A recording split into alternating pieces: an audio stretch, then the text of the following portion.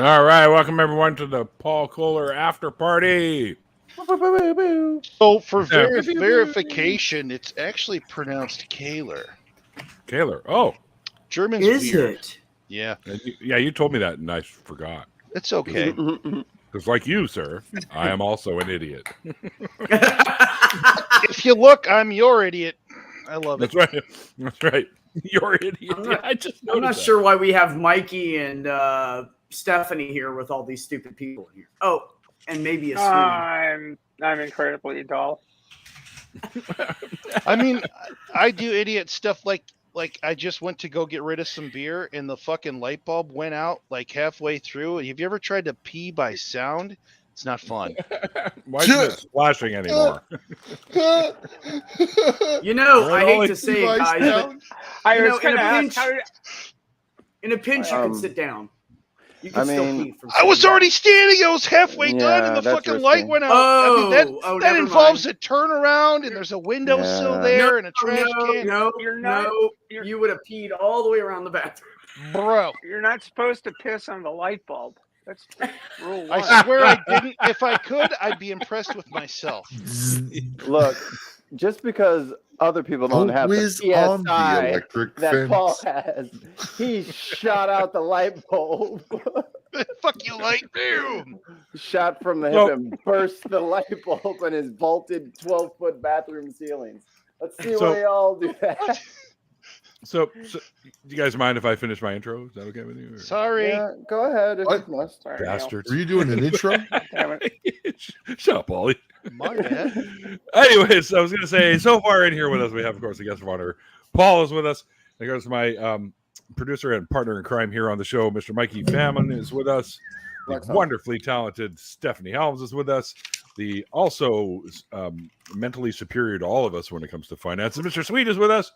And my brother from the other coast, Canadian Ollyman, and Uncle Beck, who's hotel hopping for some reason, and has I'm driving Art through the country. Are you? Oh, well, there you go. Art. She puts us up in hotels. We don't sleep in the trucks. Okay, very good. Very good. Cool. Well, good to have you in here. I'm glad you were able to make it on mid your job and stuff. So good, awesome. Yeah. Thanks for having me. Love being here with you guys. No worries. When you hit the like button, there's only 8 likes. I just hit mine, so there's 9 now. Let's go. Oh, come on, you guys. Let's move it. I liked it a couple hours ago, so I can't like it again. I'm more of like a Twitch guy, so I don't really glad I'm not a man. If you could piss on your light bulb, I say you deserve like a crown or something. There's got to be some sort of prize out there for you. I don't know. You might want to see your doctor because that's not normal. That's what I'm going to say. Well, fuck you. Challenge accepted. Hang on. Yeah. Oh my God! It's turned into a pissing contest. I can literally. Neil just said, "Hold my water." I was literally spooling that one up. I was like, I'm loading up right now. I'll drop this bomb, and then I'll lay this egg over here, plant this seed, and it'll come up to a pissing. Damn. Sorry. Really a pissing contest. How many people can say that? So, but or you're in location, which was the other thing, which where you have to piss by listening. Ever. Shut up. Hey, HR's with us on Twitch. I do stream through Twitch too, you guys. So if you ever feel like watching through Twitch, do it. You can do all the cool emotes. Yeah, exactly. So, like HR has done here. Mikey, can you? Which I'll show you. Oh, you know what? I should be able to access it. I need a link to the Twitch because I got it. I got it. There you go. Nope, I'm sending it anyway. Can't stop me. Oh, excuse me. She wrote you. So I'm going to mention it again in the after party here before we get rolling. Sure. Yes, about what I spoke about at the beginning of the interview. I have decided in my, I'm not going to say infinite wisdom because that would be a lie. I had this little regular guy epiphany thing. And Mikey here that you see standing there, all smiley face and stuff, has been with me for like 2 years now, and he's we slowly added him to the show, so he's become part of the show.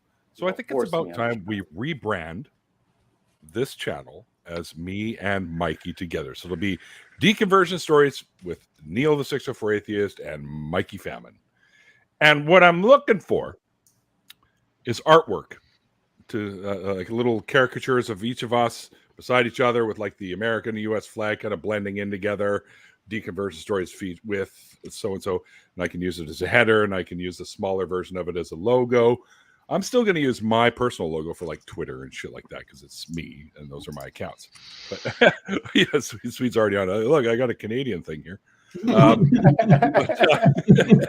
Canadian just like Mikey. Wow. Sweet's like, cool, I'm in. Do I win? There we go. Now, Mike and I will choose the winning artwork, of course, and whatever goes along with that. And the winner will get, well, you'll get paid for your artwork, no problem. But you're also going to get an autographed copy, well, autographed by me. I can't promise the other guys are going to do that. They're going to be looking at me like I have 3 heads if I ask them to do that. So, because they aren't even the members that are in that version of our band at the time, except for my drummer, Colin. So I will sign the CD, and you guys will get the very first CD that I ever released, because I found a couple that were unopened. So that'll be the top prize for whoever we pick for the artwork and stuff like that. So there you go. Nice. That's what's going to happen. So get on it, and you can message me or Mikey through Twitter, Facebook, or even email. Mikey will be setting up a new email, so in the next episode or two, I'll give out that email. But mine is in the description box. Wait, is it in this one? I'm not sure if it's in this one or not, but it's definitely in the interview one, so I always have it there. So, Neil, they were asking in the chat what kind of time frame you're looking at for having. Doesn't matter. Doesn't matter. I'm not in a rush, so within the next few months, anyways, and then we can rebrand and stuff like that. So, and my email address is 604atheist@gmail.com. So you can send stuff to there, and Mike and I'll take a look, and I will sometime down the road let you know when that decision time will come, and you can all gather around and we'll pick the one out of the hat, sort of thing. Well, we've already made a decision, and you'll get the CD, plus I'll probably throw like $100 your way for your artwork, because it's it's your time that you're dedicating to this, and you're worth some money. Time is money, they say. That's right. So there you go, folks. So get on it. Tell all your friends. Tell the whole bunch. You just had a hippopotamus for lunch. No, that's an old Zoodles commercial thing. But anyways, if you're old like Zoodle. Zoodles. HR. You don't know what HR Zoodles just call are? it 2 months. He said a couple of months. Call something different in the States. For a deadline. Few months. It's like tomato soup animal noodles. Yeah, like SpaghettiOs, but in the shape of animals. Campbell's, SpaghettiOs. Gotcha. Yeah. You hosers. Noodles. That's noodles with a Z. That's why Libby's calls them Zoodles. Like we were talking about Canadian TV, like Trailer Park Boys, fucking Kim's Convenience. Those are great shows. But Kim's Convenience, great. Letterkenny. One of my favorite movies of all time was Strange Brew. Oh yeah, great movie. Oh yeah, fucking great movie. But like nobody knows it that lives here in the States. I do. I subsist it with it lives here in the States. I do. God damn it. I do. I know funny things. Probably. I'm bad with things. I might have watched it. Well, Rick Moranis drinks an entire beer chamber full of beer and drinks the vat of beer. Like so, Air in the chat. I really need to go pee now. Air in the chat brought up a really good point that on Prime TV, Kids in the Hall is coming back. Yeah, Amazon Prime. Yeah, it was a fucking amazing fucking show. I loved that show. Kids in the Hall was funny, definitely. Absolutely. I have no idea what you're talking about. God neither did anyone at work. I'm like, you guys hear that Kids in the Hall come back? They're like, who? Fucking really? What is it? Kids in the Hall, sketch it's comedy. It's a sketch comedy show, but Lauren it's Michaels, the guy that ran Saturday Night Live, ultimately bought them out and ran it for a couple of years out of the States, but it tanked after that. So superior to SNL. So far superior to SNL. Kids in the Hall was a great fucking show. I got bad news for everybody who's a big fan of SNL. When you talk to someone who's like 30 or younger, we never really had a really good SNL cast. So that's not really our fault that SNL is not cool to us.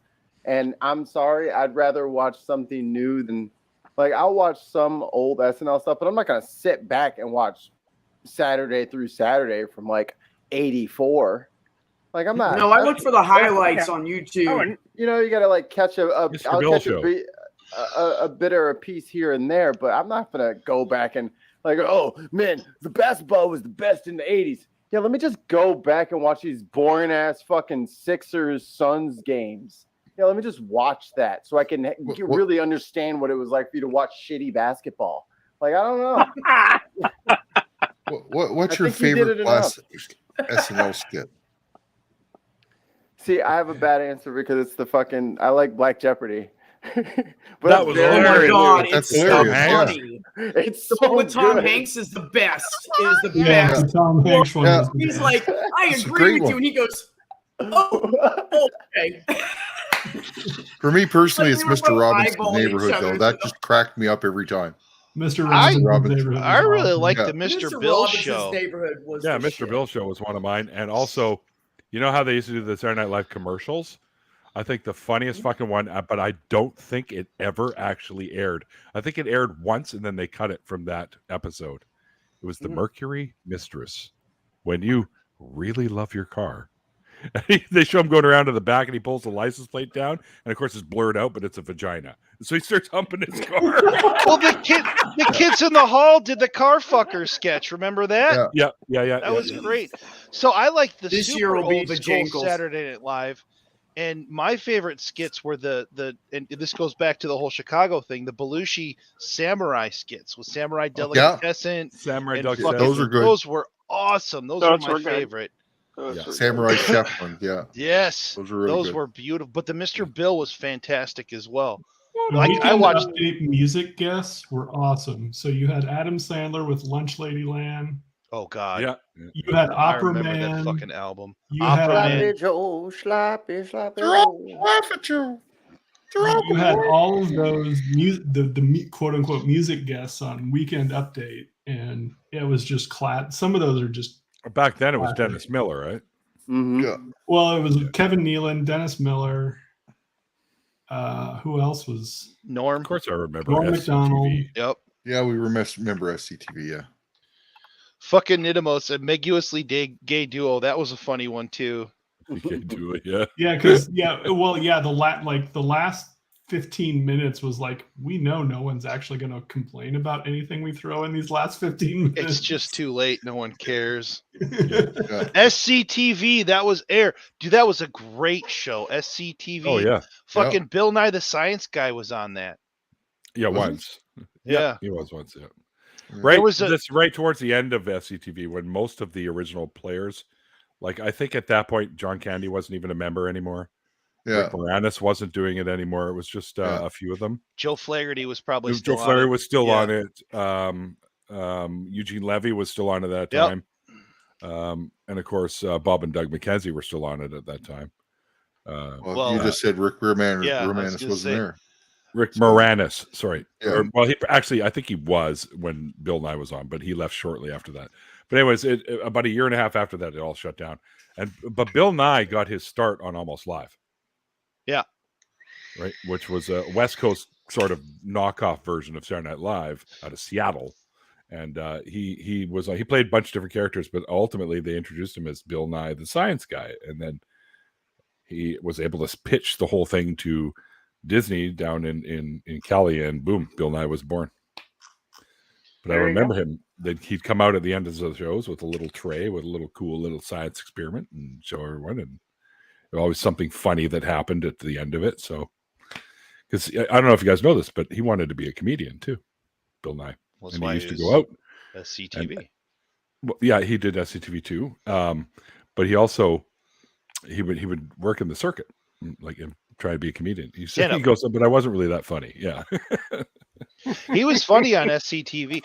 That was such a great show. There was one show that had Candy in it. Hey Grigori, you remember that? Where he was the Russian guy that would, hey Grigori, and he'd go around and help all his friends. And I remember it because my Uncle Dave, we used to joke about this all the time. He would like go and like help all the people that were in his little village.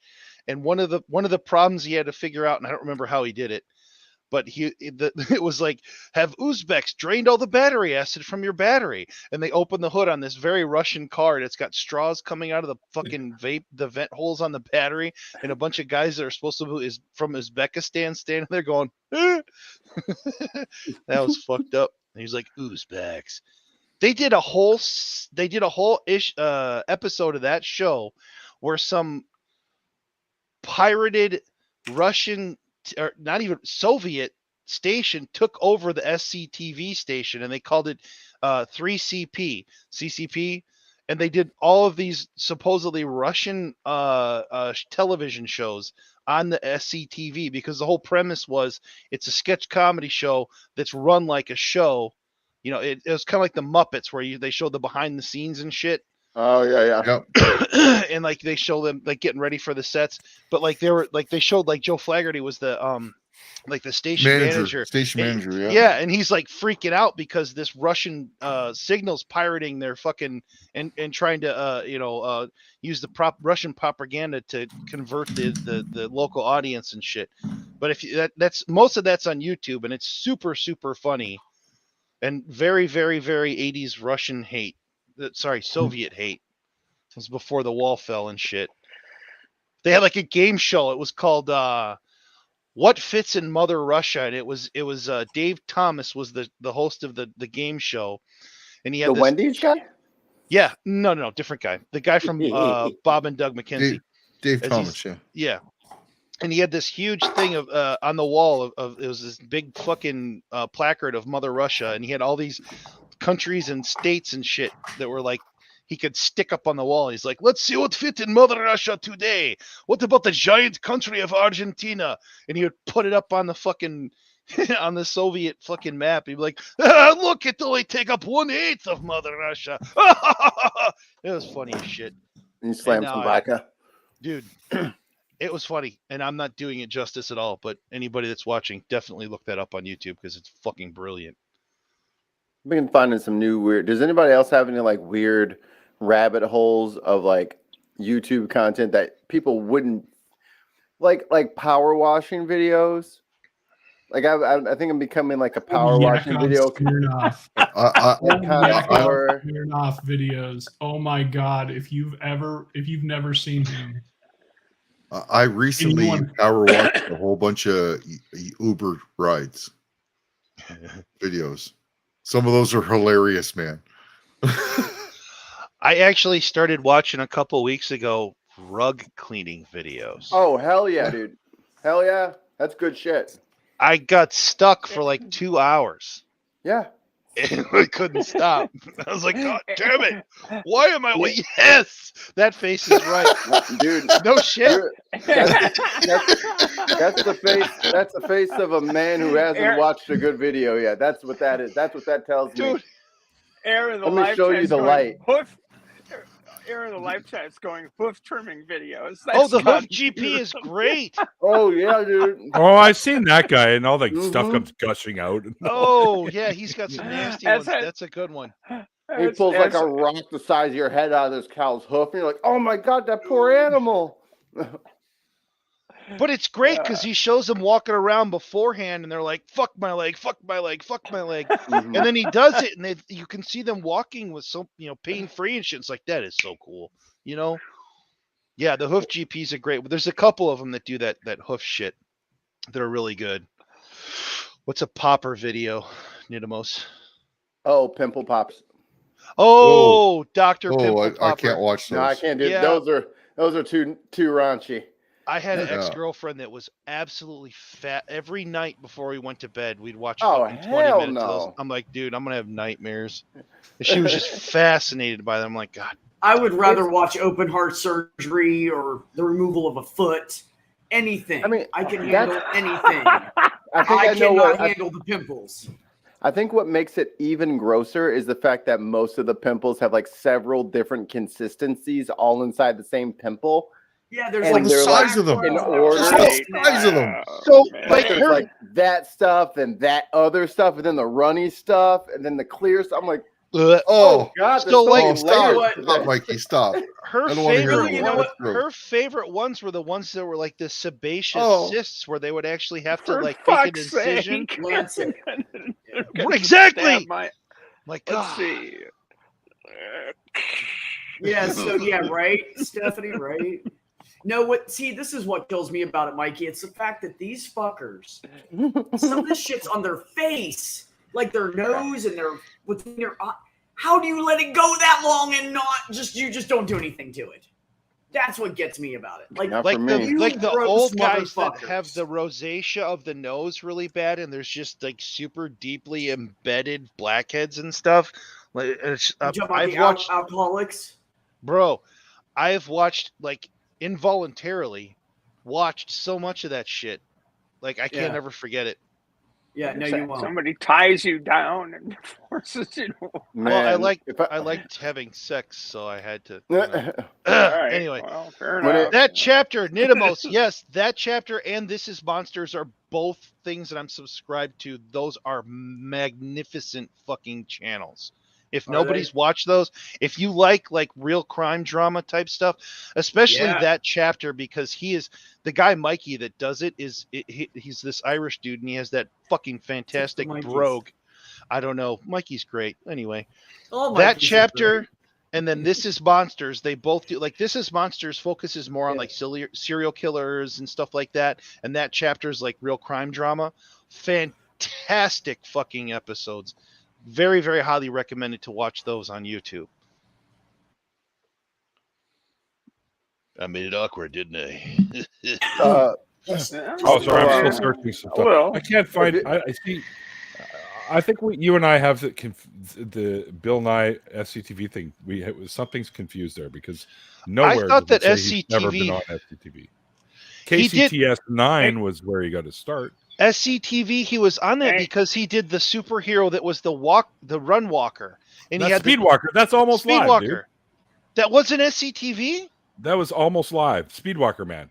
Yeah. Fuck me. All right, I'm wrong. Speedwalker, man. Dude, he had really fast. A cape, and he had these tiny little. Stole the Stanley Cup, and they wanted to take it back to Canada. He had these tiny little shorts on, and his dick was clearly showing through the fucking shorts. I was like, holy crap, how are they getting away with this? Like, I can see this man's penis. When you got it like that, you got it like that. I mean, so. Bill Nye, the science dick. He's got some girth. I'm just saying. Fuck it. Some girth. Proud of that. It's all about the girth. He knows how to put down. Let me just. Whoop. Broken. The table there. That's it. Oh. Sorry. No, that was. There we go. Oh, 13. Everybody froze. 1320 videos is really good. 1320. It's drag racing. See what happened there? Like what kind of drag racing though? Because there's bracket, there's they go to meets. They go out to all the meets, and you see he hasn't been doing it lately because there's just been so many people because everything's starting to open back up and everybody's rides are ready. But they'll do if anybody has a real unique build, they'll just go up to him, have a 5-minute conversation with him, tell me about your rig, what you got, what's this, what's that. Man, it looks really great. Good luck out there. And then off they go. And that's just his job. I'm like, dude, what a sweet fucking job. What a sweet job. Just go out and meet people and let show off their cars. So there's a channel I watch, and there's a very specific reason because I wouldn't otherwise. It's called Matt's Off-Road Rescue, and it's this dude that owns a rescue place in Utah, out by Moab.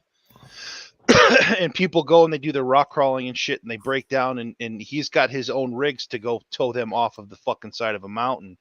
And one of the rigs he uses is actually a 1961 Corvair Lakewood, and the Corvair is that's my job, is I work on Corvairs.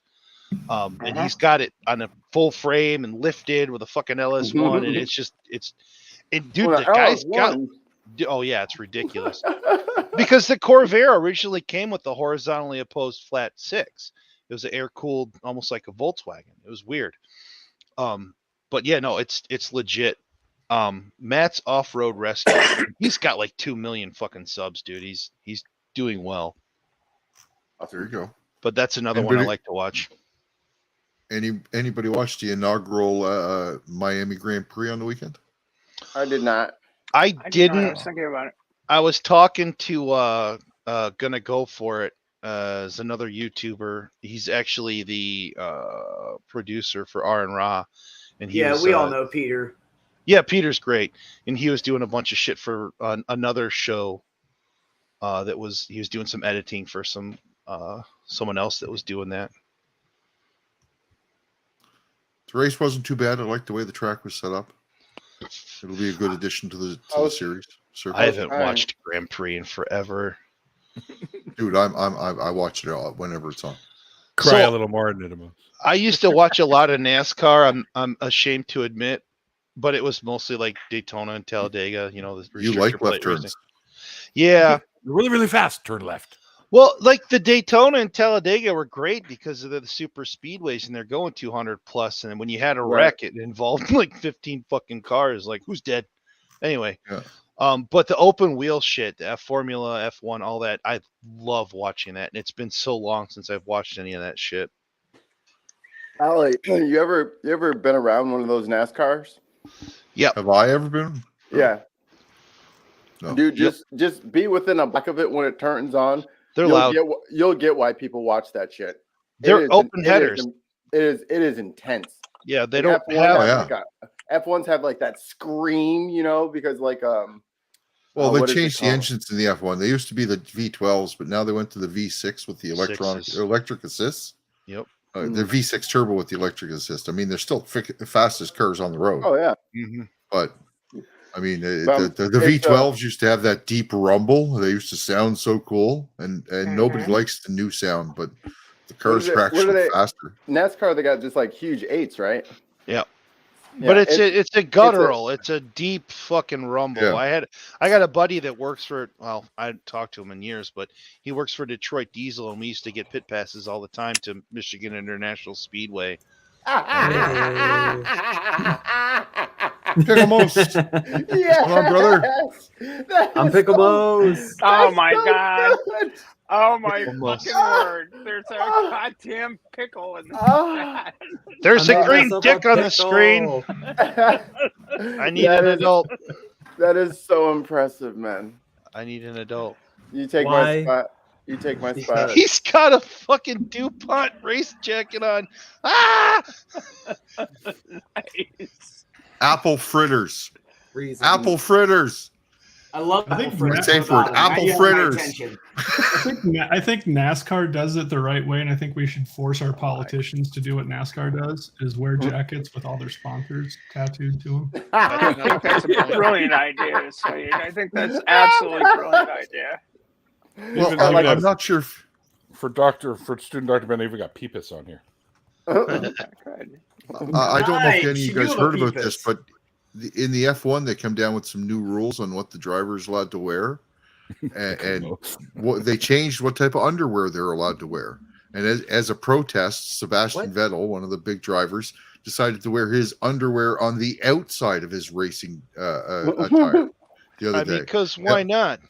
Yeah, and they also came up with new rules on jewelry and how much jewelry. Hey, what time is it, Ali? You want to know what time it is? I'm looking on this watch. Lewis Hamilton was wearing 3 different Rolexes, about 40 different chains, and a dozen rings on each finger when he was out there racing. He just doing it as a protest because this is ridiculous. You shouldn't be limited to us. Right? So, buddy, they can't wear. I don't know how does that affect the race? It doesn't. It affects the weight. But as long as the weight of the car is correct, then I mean, so are there weight limits? If you're wearing 15 pounds worth of jewelry, then that's an extra 15 pounds in the car. That does count for something. Well, that would, but I'm talking about like underwear, like I know. Well, I think it was for some sort of safety reasons. The type of underwear probably that some fire retardant or something. Yeah, I'm sure. So, but I mean, I'm sure it's a safety reason, but damn, that sounds ridiculous. It's all about control. We don't want your dick flopping out when you're get peeled from the road. Your pickle? You want your what do pickle they- popping out? Right, yeah. So if, Don't want your if pickle there's popping a out. female driver, she can wear whatever underwear she wants. Oh yeah. On her head? Does she have to wear boxer briefs? What's I wish going there was on a here? female driver in F1. I have boxer There's briefs. not, though. There isn't. I love an boxer F1. briefs. There I love is. boxers. There isn't even a one in heavier- F2 yet. There is Air- a female driver in F3, and there is a female driving league that F2 would qualify in about FU2. F4. Sorry. A heavier car gives you better grip, Air. He said, but a heavier car is slower, isn't it? It gives you more Yes. grip strength. It like the rules for F1 and how they have the aerodynamics on their car for downward force is insane. It really is. It to really the is. to the fucking Eh. micrometer. It's fucking stupid. And the weight of the car plus the weight of the driver has to be an exact amount. And if they're off Factor. by any amount, then there's penalties assessed, right? Major penalties. So, Yep. So do they have like a weight sensor in the pit stop? Like what? How does this work? no, there is a weight sensor, like a Paul. weigh bridge that a truck would go through that's right at the beginning of the pit lane. And randomly, you can get flagged to go in there and be weighed.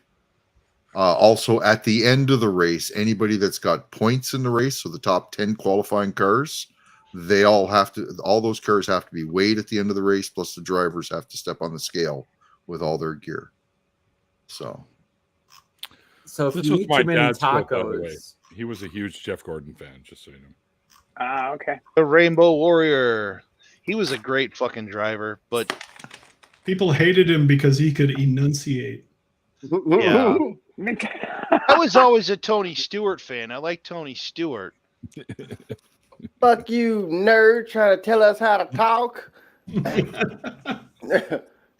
And then of course Earnhardt. The only reason I liked Earnhardt was Earnhardt great. is because he was such a prick.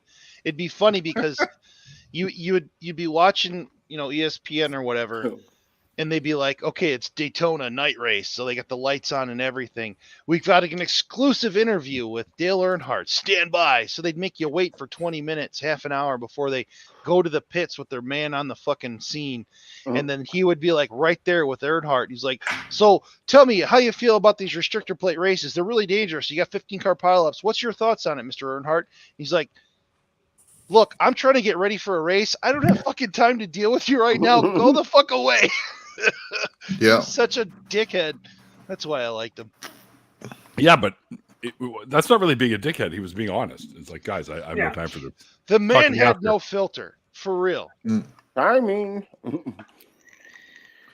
Like so I'm not sure if you guys are. Giannis's post-game interviews. Mikey, you probably seen those. what about him? WWs. He takes a dad joke book to him, and he just sits there and tells dad jokes during post-game pressers. I did not know that actually. Yeah. He's like, you guys watched the game. You don't need to know anything about it. Anything I tell you, you could have watched. So here's some dad jokes. What was the there was a relief buddy. pitcher for the Giants. Brian Wilson was always an amazing fucking, I don't know who follows baseball, but Brian Wilson used to be a relief pitcher for the San Francisco Giants. And he was the whole fear the beard thing because he had this beard and his hair was like dirty blonde. Oh, yeah. but his that hair, guy. but his beard was always like black, and it was clear that he dyed it. And he was getting interviewed once, and the lady called him out. It's like, your hair is blonde. Why is your beard black? Do you dye it? And he's like, no. See, I'm out here in the sun playing baseball all day, so it's got a suntan. Fuck. But he was always a great interview because he was such a fucking. He didn't care either. I think He was the a king, great relief pitcher too. I think the king of all after game interviews is Marshawn Lynch. He has been seated on his golden throne and will never be unseated. Every answer was, I'm just here so I don't get fined. Yeah. Well, there was Rasheed Wallace, too, who sat down and said, both teams played hard. Yeah. For like 5 straight minutes. The Both Key and teams played Peele. hard. Key and Peele did a good sketch on that where the interviewer was asking the sports Hang guy. on, Max wants out. Who's Oh, the Max? cat. Yeah, he Okay. came in when I went out looking for the coat. Once again, that's why I have a bunny. He doesn't give a fuck. We were thinking about getting a bunny. Rabbits are I don't want a actually bunny. really good pets, man. But they'll shit anywhere. You can't train them to not shit in the right spot. They'll shit anywhere. That is completely 100% false. In your face. Yeah. All my experience with them is that. My rabbit has a litter box, and the only time he shits anywhere but the litter box is when the litter box is full. Oh, all right. Hey, that's the cat Max, I have. Max wants a word. Say hi to everybody, Max. What's he gonna weigh in on? I don't know. What were we wrong? What were we wrong about? Because I just always imagine that's what a cat's got to say. Well, actually, What's going on? No, you What's can't up? play with my Lego. Oh, here, let me have him. Is he already doing? pissed? No, he made an appearance. This is my bunny. Go back outside. This or you is gonna hang out? Earl of Hamburgers. Oh, you got eye boogers, dude. I'm gonna clean you. Yeah. You got hay. Got a in little there, too. crusties. This is Earl of Hamburgers. Nice. He has Bunny. the worst attitude of all. Like, he gives you looks like, I will fucking cut you. Oh yeah. Yeah. He needs to go to the groomer because it's now summertime and his fur is crazy. Yep. Uh-huh. Hey, buddy. I call outside of the litter box poops protest poops. Yes, that's when the litter box is full and he's like, what the fuck are you doing? What do you call it when they're in your shoe? Now where are you going? Never had poop in my shoes, so. Neither have I. Nope, I have one. Knock on some sort of fake faux In that wood. case, I'd call it unusual. I'd call it the bad day. So you had Oh. Especially if you don't notice it. Then you're like, God damn it. Yeah, put your foot in there. The hell was that? Now you guys Yeah. just make me miss my cats, except for the putting the foot in it thing. Aww. I'm not sure if you guys recall, but I told you guys last week that I placed a new order there from the new company. I got a half pound, 2 ounces of hash, and 7 grams of shatter. $850 order. It was supposed to be delivered on Friday last week. It did not show up. They updated it over the weekend and it was supposed to be delivered today. It didn't get delivered, so I called them. They're over there And it has- rolling up your shit right now. Yeah. Like, The package never left BC. what order? The package never left BC, so it's like, Really? oh fuck, Man, if you never don't left work- BC. Man, if you don't It quit got calling hung my up phone. someplace in Richmond. It got hung up someplace in Richmond. Really? So I can anyway, go to Richmond right now and get it for you if you want. anyway, so I got in touch with Canada Post today, and they're the ones that confirmed this for me. But they told me that since I'm the receiver and not the shipper's the one that's got to start the investigation into it. Right. So I got in touch with the company, and the company actually guarantees their orders. So if you don't receive the order, if Canada Post doesn't put a delivered marker on it, then they will replace the order. Right?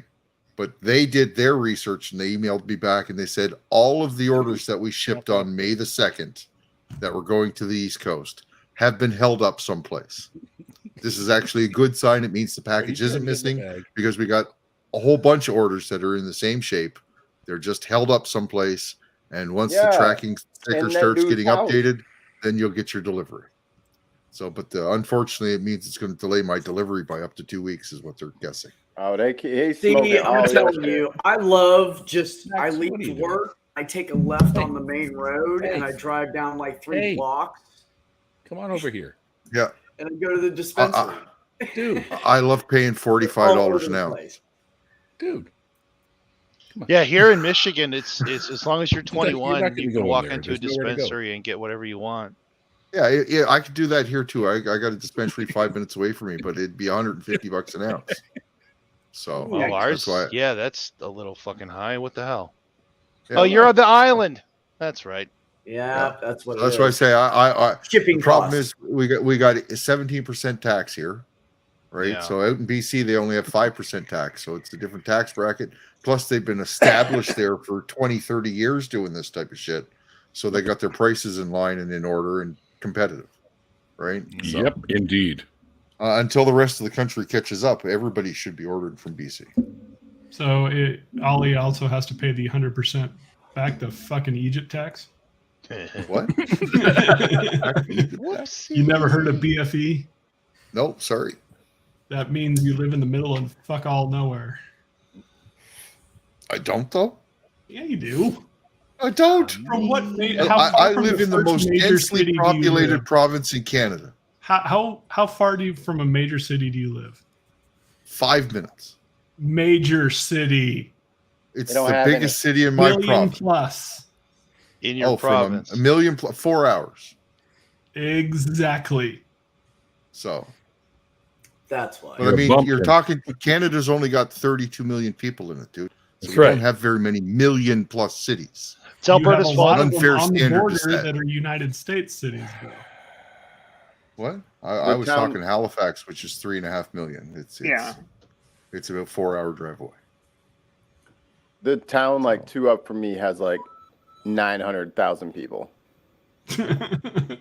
So the town to your left. There are 1.3 million people in the entire state of Maine. So there you go. Yeah.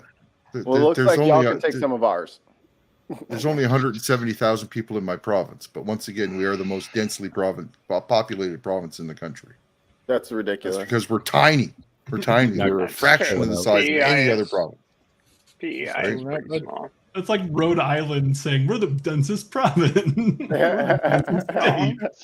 Totally blink if you missed it. Rhode Island's funky, man. I've been through Rhode Island a few times. It's a weird state. It's kind of like Newfoundland. I lived in Rhode Island for a while. I lived in Newport for a while. Yeah, very cool place. My mother and my nana used to live in North Kingston. Oh yeah, Jamaica. My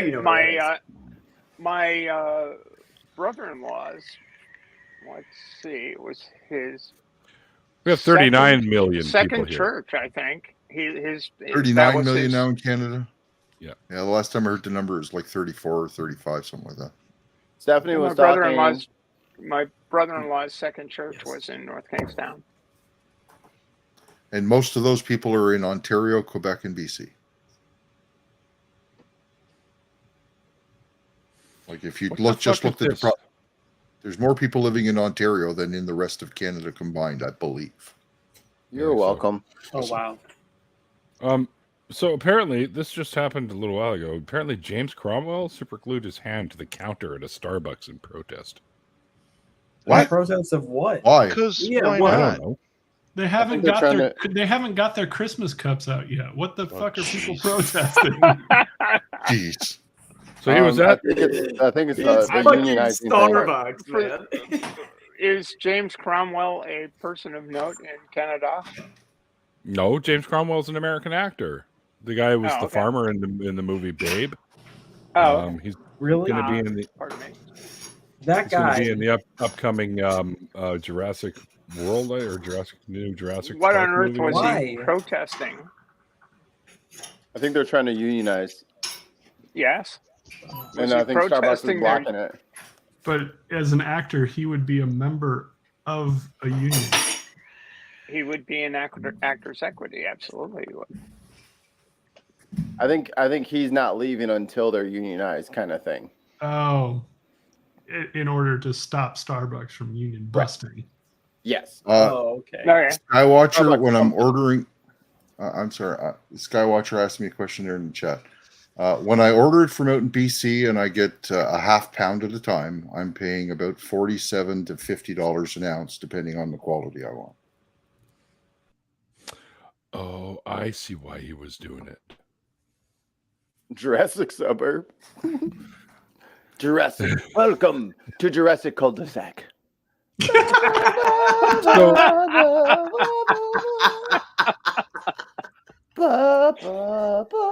he the end of a dead end street. He was denouncing the surcharge for vegan milk alternatives. Oh, he's just dumb. Never mind. I take it all back. Oh, for fuck's sake, really? Yeah. It just costs more to produce. Why is that a big thing? Or here's a better idea: drink water. It's like, when will you stop raking in huge profits while customers, animals, and the environment suffer? Because he's an activist. Yeah. All right, man. Good luck, dude. Yeah, because good luck picking your hand up. Oh, they can get it off. Yeah, easy. That's no problem. Easy. Just grab them by the shoulder and start yanking. It'll come off. The skin will too. Yeah, we can get that right off of there, buddy. Don't bother us at all. Warm We'll water. get a little widget and some So this happened gun. in We'll get your 2018, fucking fingerprints right off of here. Just chip away with a razor blade. You know, just get it wet. Chisel. Just get it wet. Use a little all-purpose cleaner, little razor blade action. Just right off of there. That is going to take you several weeks, my friend, to grow. I was back. thinking you can wedge it up with the little green stirs.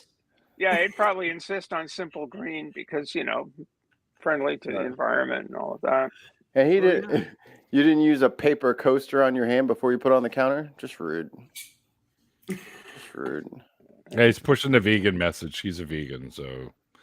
Like, I get it. Well, that's fine, but why would you glue your hand to soil, you know? I have no idea. We're just going to order around you, dude. We have 2 registers. Like, we'll just use the other one. You can stand there. I can't. And who's this order oat milk, for? Mark Caesar. I can't stand oat milk. The reason is because it tastes like liquefied cardboard. Mmm. I've never had the pleasure. Now I can have oat milk like in cereal and stuff because then the taste of the oat milk is diluted out enough. Man, just drinking a glass of it. Oh. It's my favorite thing. Liquefied cardboard. Oh yeah. Oh yeah. Oh, I gotta tell you guys about the trip. So I went on a trip. Me and the wife went down to St. Louis to go see some museums and the zoo and stuff like that. And driving down there, the wind, and Stephanie, you'll get this. So I'm driving 70 and the wind is going across the highway at like 30, 40 mile an hour gusts. Oh yeah, you too, Beck. You drove rig. Yeah, that was, everybody was the entire way. And I'm like hearing something whining and like groaning. I'm like, what the fuck is whatever? Or I'm like, maybe it's because like the tire vibration against the road, it like changes with different like textures of the road. So I'm like, this road. Yeah, absolutely. Yeah. It sounds crazy or whatever. So I pull as soon as we get into St. Louis proper, I pull over and I take a look. My fucking engine splash thing has been just decimated. I lost like almost all the pins. And I'm guessing it's from those fucking wind gusts. It probably just like ripped it out. Your and it was skid like guard? You know the flat piece underneath? No. That black flat. Yeah, and it's like for and shit. Yeah, and it's not the engine so much protector piece. It's called a splash guard or an engine splash panel or whatever. It's kind of like a skid guard. It's exactly the same thing, but it's just like for SUVs, they cut it in half. So I have a left and a right as opposed to one piece underneath. Okay. Right. So it's fucking torn asunder. And it was rubbing up against my tire and rubbing up against the wheel itself. So I had to rip that motherfucker off with my bare hands because I didn't bring my pocket knife. I didn't have any tools or nothing with me. So I tore that shit off. And I just kind of do one of these to my fender and like all the structural rigidity is just gone. I'm like, perfect. This is great. This is what I wanted. So talking about cars? Damn, man. Yeah. I don't know shit about cars. It's just the little hard plastic thingy that's underneath your fucking headlights. That thing. The wind like sheared it from was like tearing it off my fucking vehicle. So we had a great trip. Went to the zoo. Went to the city museum, which has a bunch of like cool architecture stuff in it. It's just a really weird and amazing, cool place. And saw some family, and then we went the Science Center, which is also very cool. So if you're ever in St. Louis, go check out those 3 places. I highly recommend. Good prices because most of it is free. Yeah, free is my favorite 4-letter F word. I don't care what anyone says. Yeah, man, it's great. Yep. So then we were driving back, and I was more aware of it. So I was like trying to make sure nothing was rubbing the tire because I would hate for the tire to blow out while we're driving. Get it all sorted. We get home. We don't die. And I'm cleaning it. So I'm washing all the fucking 16 pounds of fucking critters off my fucking windshield and shit. And it is barely on. Like my fender is barely on. If I probably had to go like an hour or so, or another really big wind gust, that thing, my whole front fender would have been just on the side of the road, and I would have had to replace it. But I'd bitch at the manufacturer and say, "Why the fuck is the wind tearing my goddamn bumper off of my car? You need to fix it." What kind of car is it? A Mitsubishi Outlander. Yeah. Oh yeah, I'd bitch. I mean, it's an 07. I don't think they'll care. Well, Mitsubishi's a fucking huge company. Like us here in North America don't understand. Mitsubishi Fuso is enormous. Yeah. Mm-hmm. Yeah, but they're also zero. Yep, they made the zeros in World War II. Yeah, I was going to make a comment about divine wind, but you know, a little too as those weren't zeros. They did that in mostly. Those were something else that I. Where'd Nindermos go? He said, "Fuck the shit, I'm out." He went Pickle Rick. But I've full of vinegar, I guess. I've worked as a mechanic for a long time, and I've seen some weird shit like in cars, on cars. You're talking about the bugs and stuff. You'd be shocked. I mean, just 2 weeks ago, I got the fucking squirrel nest off of my fucking airbox. Bro. Yep. Wait, what? Assholes. I've got stories. Motherfuckers were squatting in my fucking engine compartment. That shit ain't right. You have no idea. I had one do it in my pickup truck, and it was right between the fender and the battery, and they had a net there. So what's really funny is, especially in like this part of Michigan, if you park a Subaru for a year, there's something in the fucking the insulation of the wiring on a Subaru that mice and chipmunks like a lot. It's sweet. And they will chew the fuck out of it. Nice. I know from experience. But like I've been a mechanic for a long fucking time. I was working, this is when I lived in Connecticut. I had a guy come in and he had this old Honda Accord. This is gross. And he's like, there's this really bad smell coming from the passenger side front corner of my hood. Oh. I'm like, okay. I know it was coming, right? So people don't realize that when it's cold out, cats like to go into your engine compartment. They really do. And it was a kitten that was jammed up underneath his airbox that had been decomposing for an indeterminate period of time. But like, little thing. I found like you're talking about squirrels. I've found like entire live squirrel nests in airboxes. A half of a goose jammed in somebody's fucking grill. I don't know what the other half Finally was. get some revenge on the Cobra chicken. It was literally half of a goose in this Mercury Mountaineer's grill, jammed up like through the fucking slots that are on the bottom of the bumper fascia and shit.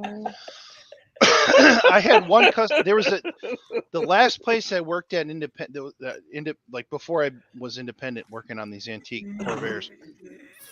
Good customer of mine had a Mazda MX-5, little Miata. Mm-hmm. And he was driving back from up north, and there was a dead deer in the road that was fresh, and he didn't see it immediately. The car in front of him hit it, and then he hit what was left of it. Oh no! The entire driver's side half of this Miata was covered in gore. And just little bits of fur in spots that you don't ever think of. I know this is disgusting, and I'm sorry, chat. But and it was summertime, and it was starting to get really fucking ripe. And this guy Bob was really cool. He's one of my best customers. He's fucking cool as shit.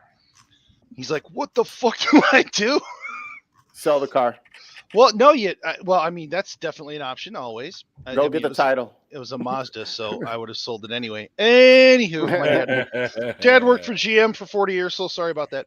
I was like, dude, you got to take it to a resale value. Wash. Yeah, take it to a car wash. You know, the drive-through car washes that have a really good underbody. And I'm like, and run it through 6 times. Exactly. I was like, you're going to have to take it through multiple times. But he did. He took it because there was one like just adjacent to my shop. and he ran it through multiple times, and he's like, can you just put it on the hoist and look at it for me? I'm like, yeah, that's fine. There's still just chunks of fur and bone and guts. I'm like, dude, it was so gross. You need to take it to one of those places where they got those power hoses. It needed to be like almost put on a rotisserie and power wash. You know what I mean? Just fucking. Or no, hold on. Maybe just a rotisserie. No, because it wasn't sitting on the exhaust manifold where it could actually cook. Yeah, it wasn't. It was raw. That was the problem. You got to cook those things. So. I don't know imagine a rodent, just sitting up on the exhaust manifold there, and then it can cook properly. Seen that too. Let me get Ben a link. I'm on it. So a rotisserie is like, I don't know how familiar people are with like car restoration. No, I said Ben. That's like my bad. Legitimately. Randolph, you're muted. He knows. Not Randolph, Ben. See, if I know. I'm just shutting off my YouTube stream. Now I'm confused. If he doesn't mute, then we can hear all the thoughts going on in his head. So he has to mute. Is that a thing? Well, no, I have the YouTube stream going, and so I mute this so that it's not running and interrupting things, and then I shut that off once I start hearing you here. You mean you guys have thoughts that go through your heads all the time? No. What's that? No, only on I'm Sundays. ADHD. I have way too many thoughts. I'm kidding. I create thoughts. I had a thought once. Randolph likes to mute it, but we can, even if he does mute, we can still hear. I like to mute it. I like how Sweet cut out in the middle of that right after he said mute. Shut up, Ollie.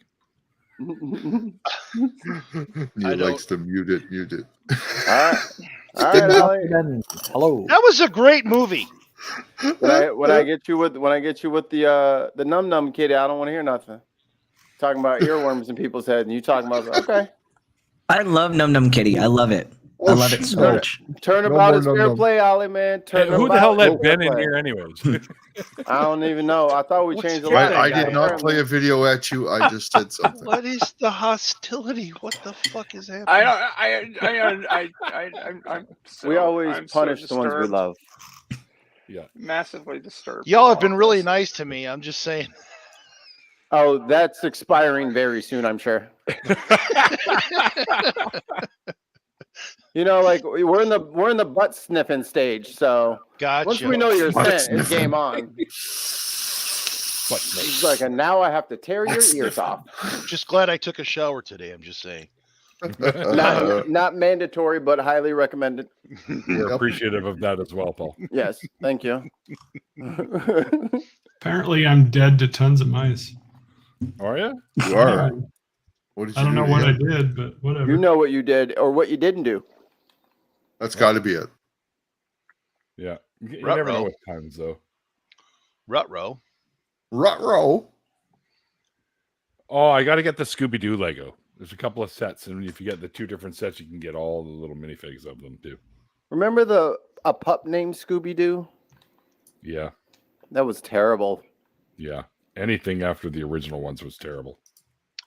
I always thought that Scrappy-Doo was a badass when I was a kid. What? He was the absolute worst thing to happen. The hell let that guy in here? No, he was always like, I'll fuck you up, Yeah. Yeah. He was all mouth and no teeth. Come on. Yeah. All bark, no bite, you mean? He would yes, obviously. Come on now. I thought he was the only one that had some weird Mighty Mouse strength though, right? Because he would just flip people over by one arm. He just screamed puppy power, and that was it. That's puppy power, right? Oh my god! And he would charge at people, and they would put their hand on his forehead, and he would just keep running his feet and couldn't do nothing. I remember the days when they used to have during primetime TV on the week before the new lineup of Saturday morning cartoons would come out. They'd have a special. And they'd always have a guest host. And I remember one year it was the $6 Million Man. And they were talking about all the new cartoons that were coming out that following after the summer for the year for all the cartoons. And I remember when they announced that they had Scrappy-Doo coming on. And the first thing, you saw my face earlier when I was like, same face. I was like, who the fuck? What? Like, I'll take Scooby Dumb any day of the week over that fucking guy. Didn't he have like a weird cousin? Oh, he had a bunch. Yeah, like a red. No, there was a redneck cousin. Yeah. That was Scooby Dumb. Do? Oh, that's Scooby Dumb. Yeah. 100% there was a redneck cousin. Yeah, Scooby Dumb. That's Was so it funny. Sure, he was gray. Yeah. Scooby Dumb was gray, yeah. Wow. Yeah. That's They hilarious. also had Could Scooby not D, who was Get the away girl with one. that shit now. Scooby D was what exactly?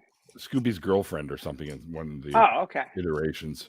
It was all Scooby. Yeah, she used to bat her eyes like, like cartoon girl. You never saw Scooby and Scooby D in the same scene at the same time. You know what I'm saying? Yeah, you did. I think they were just trying to save money. I was a huge Scooby Doo fan. Sounds like Bugs Bunny vibes, right? There's a guy who drives around who lives out this way and drives around. He actually has the Mystery Machine. He had an old Ford panel van painted up as the Mystery Machine. Cool. That's something that We also have an A-Team van here too somewhere. I work on these Corvairs, which General Motors produced from 1960 to 1969, but they had a van version. And there's somebody, and I think he's in the Chicago, with a Greenbrier in the Corvan, believe it or not. The Corvan was the no windows delivery truck utility type, and the Greenbrier had windows and doors and a table in the middle. They're cool as shit. But there's a guy, and I want to say he's in the Chicago club that it's a 1964 Greenbrier made up to look just like the Mystery Machine. Cool. So, in your opinion, was the Corvair ever unsafe at any speed? Nope. Ralph Nader wanted to make a name for himself.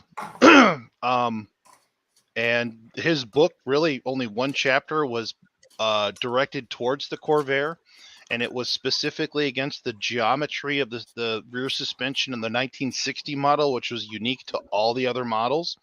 My dad's actually in a YouTube video that Haggerty Insurance did, and it's called Will the Corvair Kill You? And it's like 10, 11 minutes long. The answer is no. Right. Yeah, the answer is no. But they actually used two of the Corvairs that my dad owns on this test track here in Michigan. They took it out, not really a test track, it's an abandoned airport. And they did a bunch of slaloms and stuff. And it's really funny because we had put a brand new set of bias ply tires on the 160 that he used. And he tried so hard to get this car to either break loose or roll over, and he couldn't do it. But he absolutely destroyed these tires. Had no fucking miles on them at all. He ruined these fucking Coker fucking bias ply whites. And he felt so bad he got Haggerty to buy us a new set. But yeah, if you're on YouTube, look up Haggerty. Will the Corvair kill you? It's an interesting piece. Like I said, my dad's in it, so whatever. But it talks about the history and the whole correlation between Ralph and what he tried to do, which he had good intentions, but he is kind of a glory hog. Like if we didn't have Ralph Nader, we wouldn't have a lot of the safety procedures. Seatbelts were incepted because of him and made primary. There's a lot of stuff he did that was good, but he kind of went about it fucked up. Yeah, well, anyway. If we didn't have Ralph Nader, we might have not had George W. Bush. But no, there's that too. You're not wrong. But my old man's been into Corvairs since they were still being produced, and he owns shame to admit it, he's probably got 20 Corvairs right now, and his collection is down. But it's because of him that I work on them. So I thought they were cool cars myself. Me too. It's such an interesting car. I mean, really it's the first time that an American car company made a rear-engine, rear-wheel drive, air-cooled, horizontally opposed, and its initial inception in 1959 was in an economy car. It was supposed to compete with the Ford Falcon. I remember this. Yes, exactly. And what's really funny is if we didn't have the the Chevrolet Corvairs, there would not be a Mustang, because in That's right. 1961, General Motors was like, these are kind of cool. What would happen if we turbocharged them? So they turbocharged the Corvair, made the Spider, and it was a badass little sports car. Ford was like, oh, fuck, I can't compete with that. What am I going to do? So they took the Falcon and they made a Mustang. So there you go. Interesting stuff for car nerds. I'll take an AC Cobra. I'm a huge car nerd. That was better than the racing shit. No, I like that kind of stuff. I really do. Well, yeah, no, seriously, check out that Haggerty video. It's I think my dad did okay in it. I got the link if you want me to post it. I can. Fuck yeah, let's do it. Roll it. Sure. I posted the Bill Nye Speedwalker in the chat earlier. I saw that and that was awesome. I seriously thought that was SCTV, man. I don't know how I got confused. No. Man. However, Almost Live, which is where that comes from, is on KCTS. So maybe that's where you get some of the same letters. Letters Stupid are hard. Letters. Almost as hard as numbers. Letters. Yeah, it was kind of. Sorry. My bad. They can be used as numbers too, don't forget. It's okay. Look at algebra, trigonometry, calculus. Stop it, you're hurting my brain. Or the trees. Look at the trees. I mean, why is he cursing at me? Why is he cursing at me? What is this calculus? What are you talking? See, I was lucky. My grandfather was a calculus professor at University of British Columbia. So nice. I still got some of his old books too that were like first printed in like the 40s, late 40s, early 50s on like planetary theory, particle theory, stuff like that I was reading when I was like 12. I bet you Kent Hovind's got some of those. I bet you he doesn't. I bet he does. I bet he does. They don't talk about evolution, so they probably have dust all over him because he's probably never read the fucking thing. So I had a friend of the Creaky channel actually infiltrated. He infiltrated the DAL. No, a couple months back. Yeah. I'm not going to out him. But he actually helps us out a lot. And he went down there with a part of his family because they had to go down there for something else. They were down in the vicinity. And he's like, do you guys want me to like go in and take a bunch of pictures and tell you what do you guys? Well, I'm pan, and I hate math, so I don't know how that works. Stephanie. I was say I suck at math, and I've been through the roller coaster of the umbrella, so I don't know. Yeah. I've been everything. But damn it, Stephanie. Yeah, no, he went in and what I do? Stephanie's like, what did I do? Christ. No, wrong Stephanie, Fanny, my bad. I fucked it up already. See, I've been drinking. Curse you, alcohol. I love you. I was like, I should clarify. No, this is good. You dick. wait, no, it's all right. All right. It's all good. Fanny, no, this is funnier. I like this. Fanny. There's Stephanie Helms and there's Fanny. I have to. My bad. Anyway, Fanny is a party word that. So one night, he went in and he had and he was like super into the like he was close with the oh Christ, who's the Demons on the Plane guy? Fuck me, Demons Kenneth Copeland. Kenneth Copeland. He was very close to that ministry when he was a kid. So he was super ingrained in that whole super and evangelical. So he knew how to, walk the walk and talk the talk. So he goes down there and he's like taking all these pictures and stuff. And he's I've got this huge drive file of all these pictures he's taken and like this big synopsis of what everything he's seen. And like Kent Hovind is truly believing what he's telling people, and it is operated very, very, very much like a cult. In fact, like they actually had lunch with these people. Like they offered to have lunch in the their cafeteria or whatever. And he's like, it's just like you see all the the women have fucking skirts on, and it's almost like a Mennonite type cult type thing. And what's really funny is that I think it was Atheist Jr. I think it was last week, he had posted a picture Kent feeding some cows that looked super fucking malnourished. They looked like they were gonna die. On Twitter. They're dying cows. Can't open feeding cows. Well, no, yes, I agree 100%. That's a little weird, but like the cows were emaciated, right? They looked like they were going to die. The person, the lady that came to DAL and had brought the majority of the animals and took care of the majority of the animals was on the outs because she wanted to get married to one of these fucking prepper dudes that had come onto the property, and they were like fighting with fucking Hovind. Hang on, Ox, are you drunk or something? America doesn't take things to make them better. Everyone else takes America's stuff and makes it better.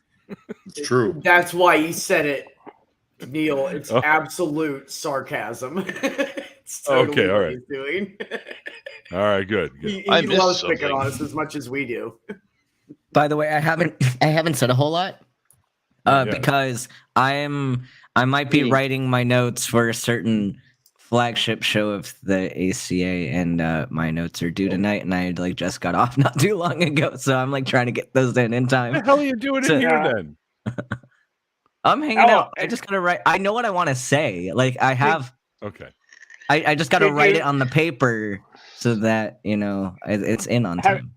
Have you investigated Sir Matthew Hale at all with regard to the topic? Does he play disc golf?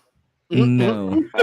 Sir Matthew Hale was mark off the bingo card. An English jurist of the 17th century who was cited in Alito's opinion.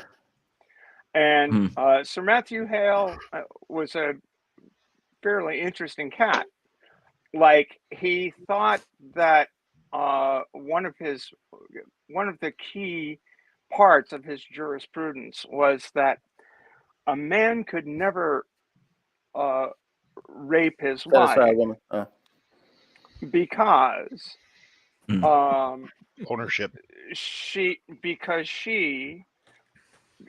came from Adam's rib. Oh yeah. And therefore she was part of the guy, and you can't rape yourself. Wow, that's the dumbest thing I've ever heard.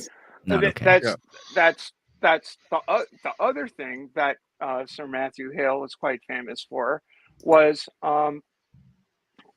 presiding over witch trials at Bury St. Edmunds, which were precedent for, since we're talking about Supreme Court precedent for the Salem witch trials. He's a real sweetheart. I would suggest you take a look into that guy.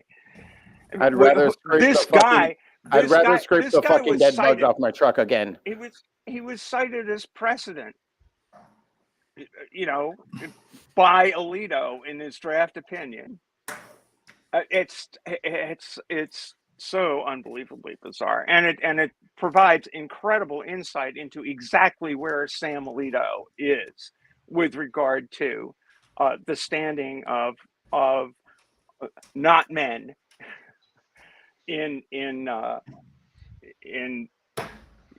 his own mind. It's fucking disgusting. Sir Matthew Hale, look him up. He's great. I'm not doing that. Sounds like a terrible person. That's a waste of my precious YouTube time. I'd rather watch someone edge somebody's edge and what are they? They clip the yard and then they edge it and power wash it off for like people who can't afford it. Those make me happy.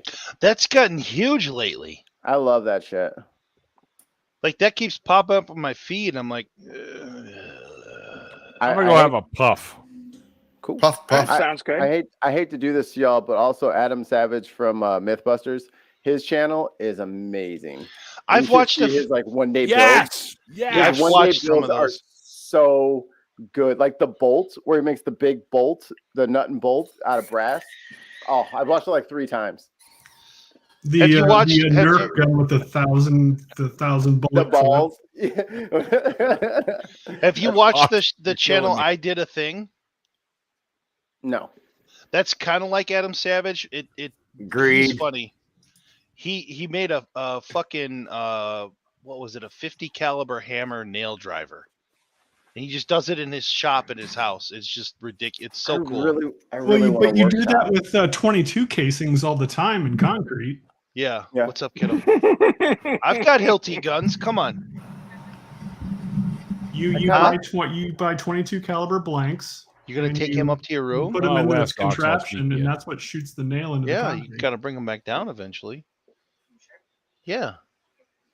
I really kind of want a workshop, like real bad. What kind of workshop? What? I want a workshop.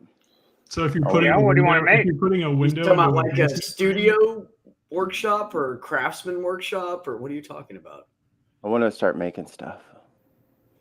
I want one of those high pressure crushers. Stuff encompasses a lot. I'm just saying.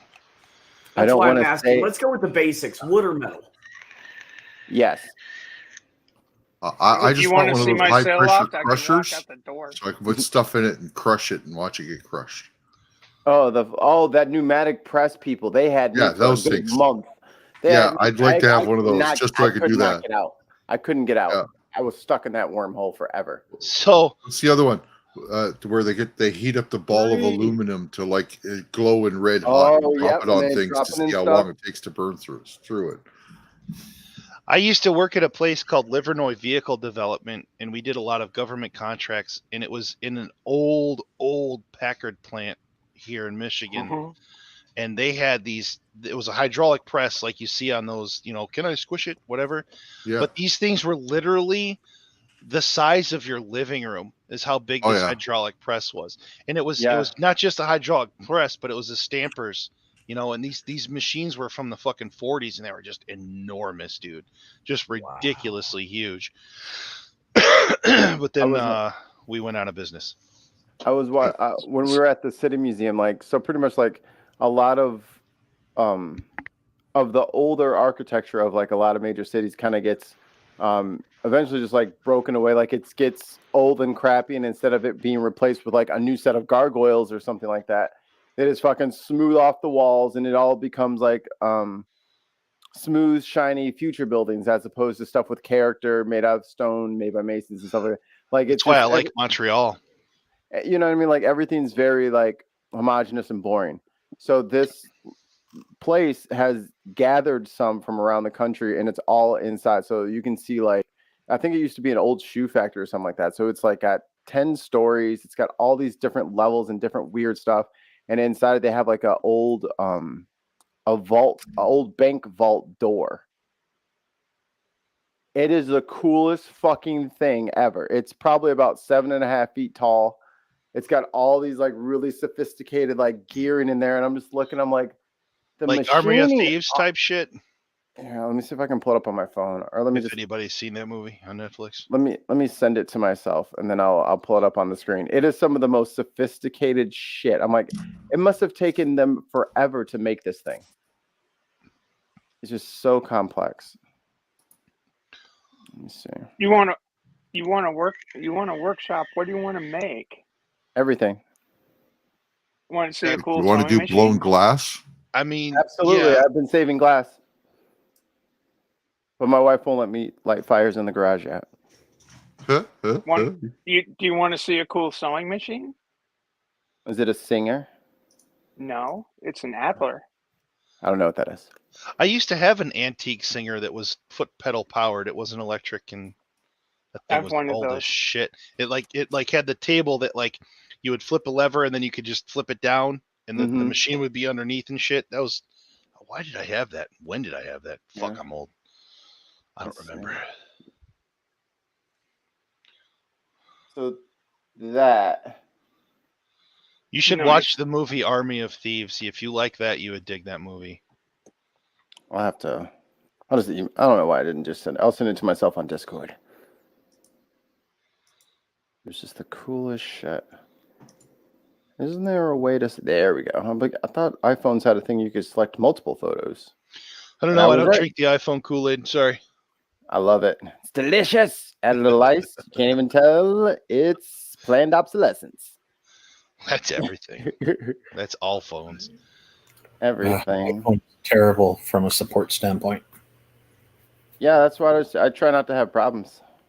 Yeah. Because if you do, because Apple thinks different.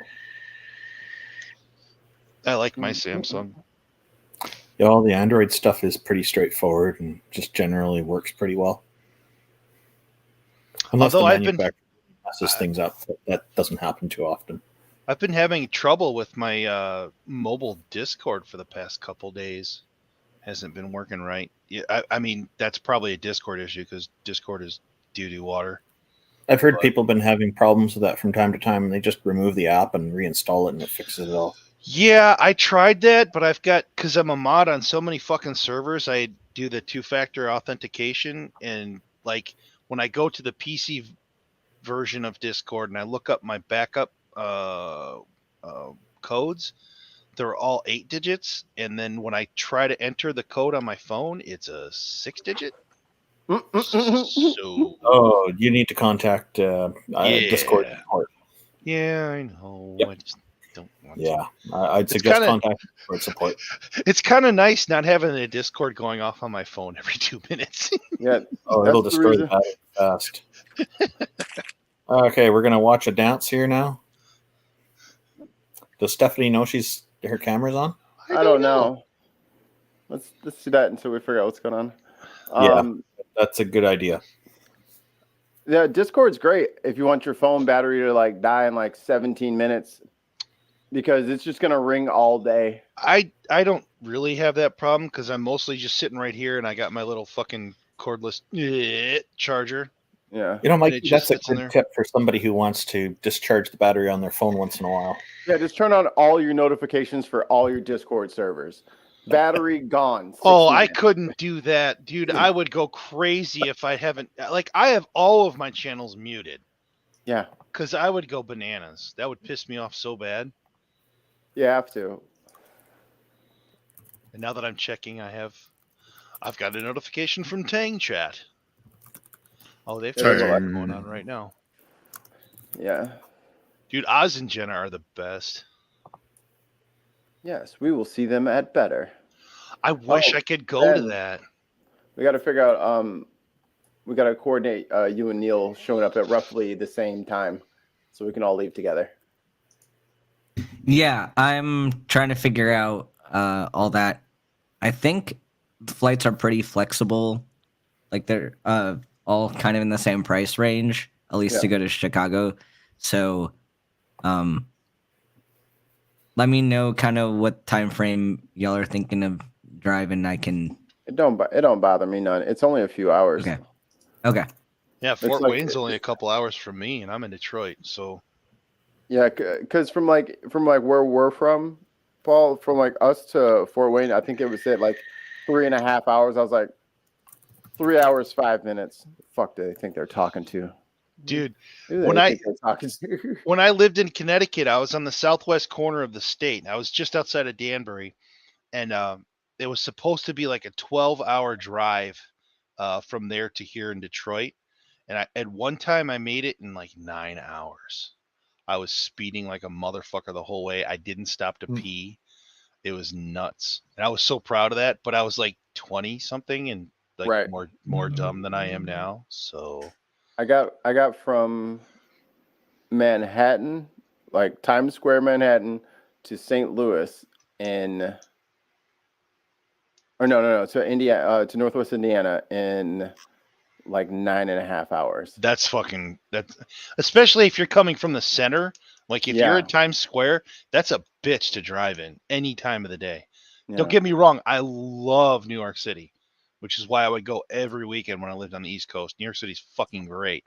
But just like trying to drive in it, I would always park outside the city and just fucking walk in or take a cab or whatever.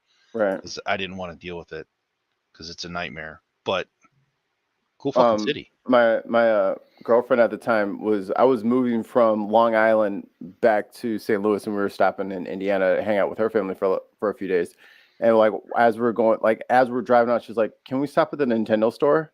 I'm like, yeah, where is it? And I like type in that address. I was like, Times fucking Square. Dude, it's 3 p.m. Holy fuck. Yeah. Oh my god. Let's go. There's only one in North America. Yep. I was like, fuck, man. It was worth it though, wasn't it? I don't know. I couldn't go in because I had my dog with me. Oh shit. So I got to stay in the car for 45 minutes. Well, that was totally worth it. I was like, God damn it. Well, you probably saved $2,000 in parking fees. I mean, you're not wrong. Well, I didn't want to. It was fucking August. I don't want to leave the pup in there. Yeah. And also all of my earthly belongings. Well, because I was moving. The puppers takes priority. Yay. He's a good boy. Until the cancer got him. Yeah, I lost, like, I had the bunny on. He had a brother, Mr. Waffles, and I had 2 rats, Jubal and Diogenes, and I lost them all last year. That was tough. Yeah.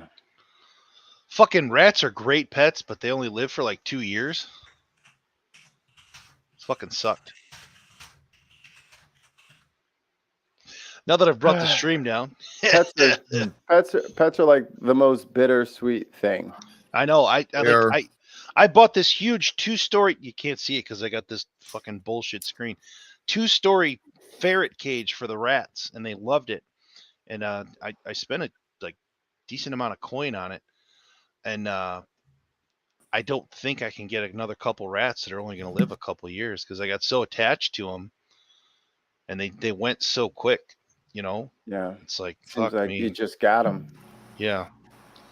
I mean, they were like tiny little babies when I got them. They were weeks old, and they bonded very well. I mean, people cap on rats all the time, but like they're really, really good pets. They're smart as fuck. They're as clean as cats. You know, they were trained to go potty in a little fucking. They're great pets. Super bummed out that they get some actual ferrets. I had ferrets.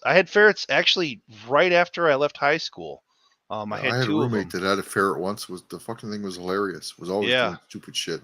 Yeah, no, they're goofy as shit. Like the first one I got, he was such a sweetheart. He was the dopey, lovable type dude. Yeah. That was Conan, and then the second one I got was Aries, and he was a fucking dick.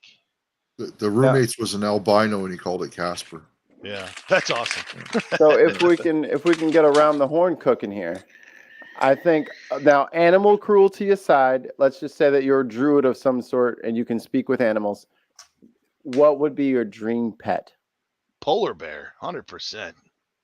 Just saw polar bears at the zoo. That's my fucking dream animal. You know what's fucked up is the Detroit Zoo used to have a fucking sweet polar bear exhibit, and then they dropped the ball, and now it's fucked. It's just like seals and penguins now.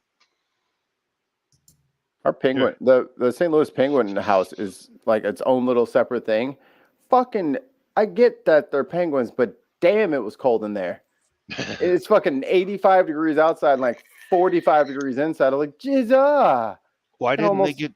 They just, I mean, you can just get penguins that are from like Africa and shit. Right. There's mad penguins that like live around the equator. Yeah.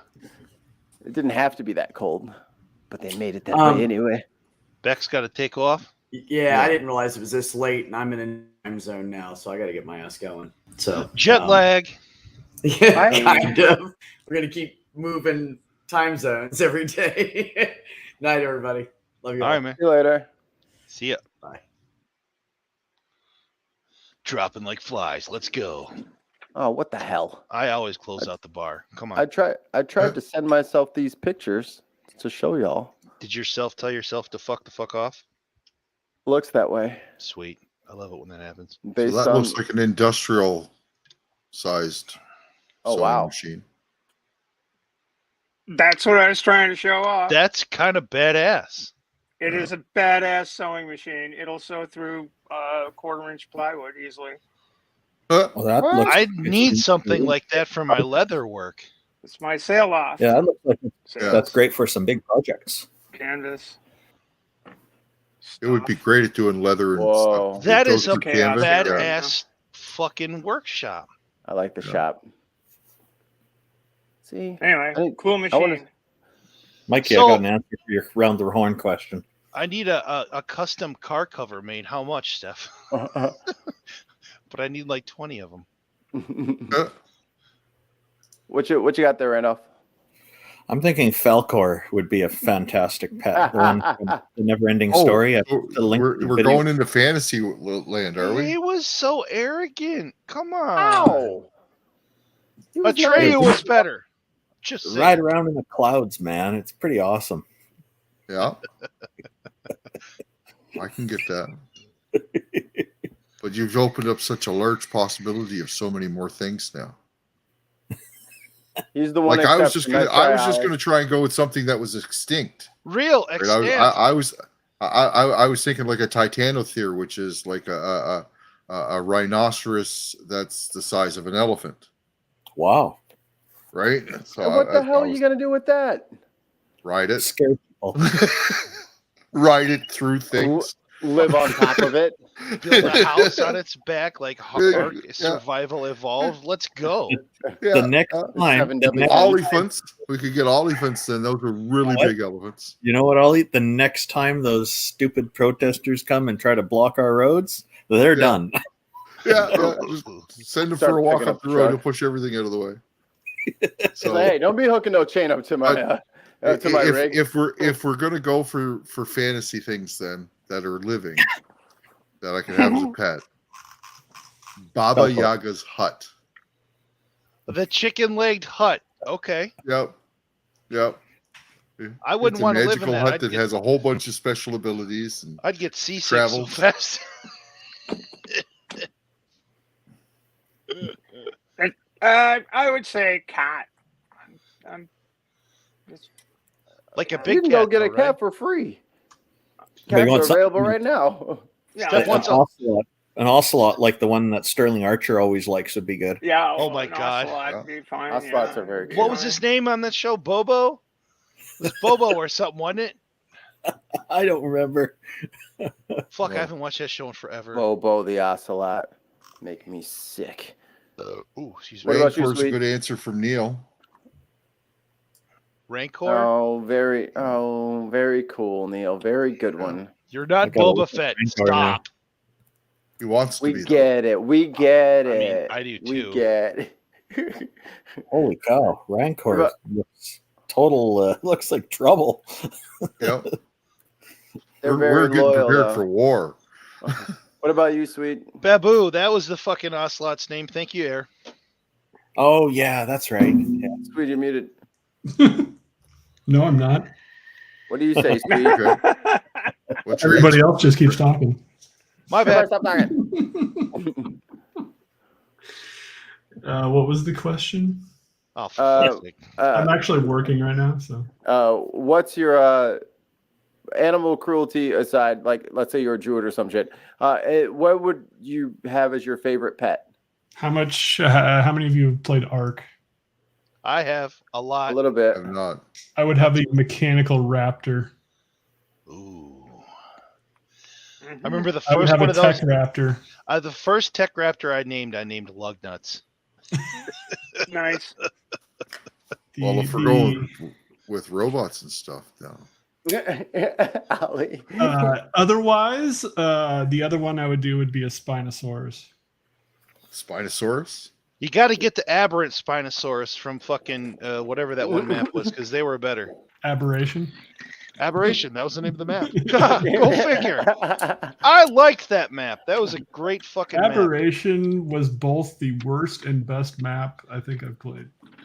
See, my always go-to on that map was to get the Megalosaurus, because he always had the nighttime buff.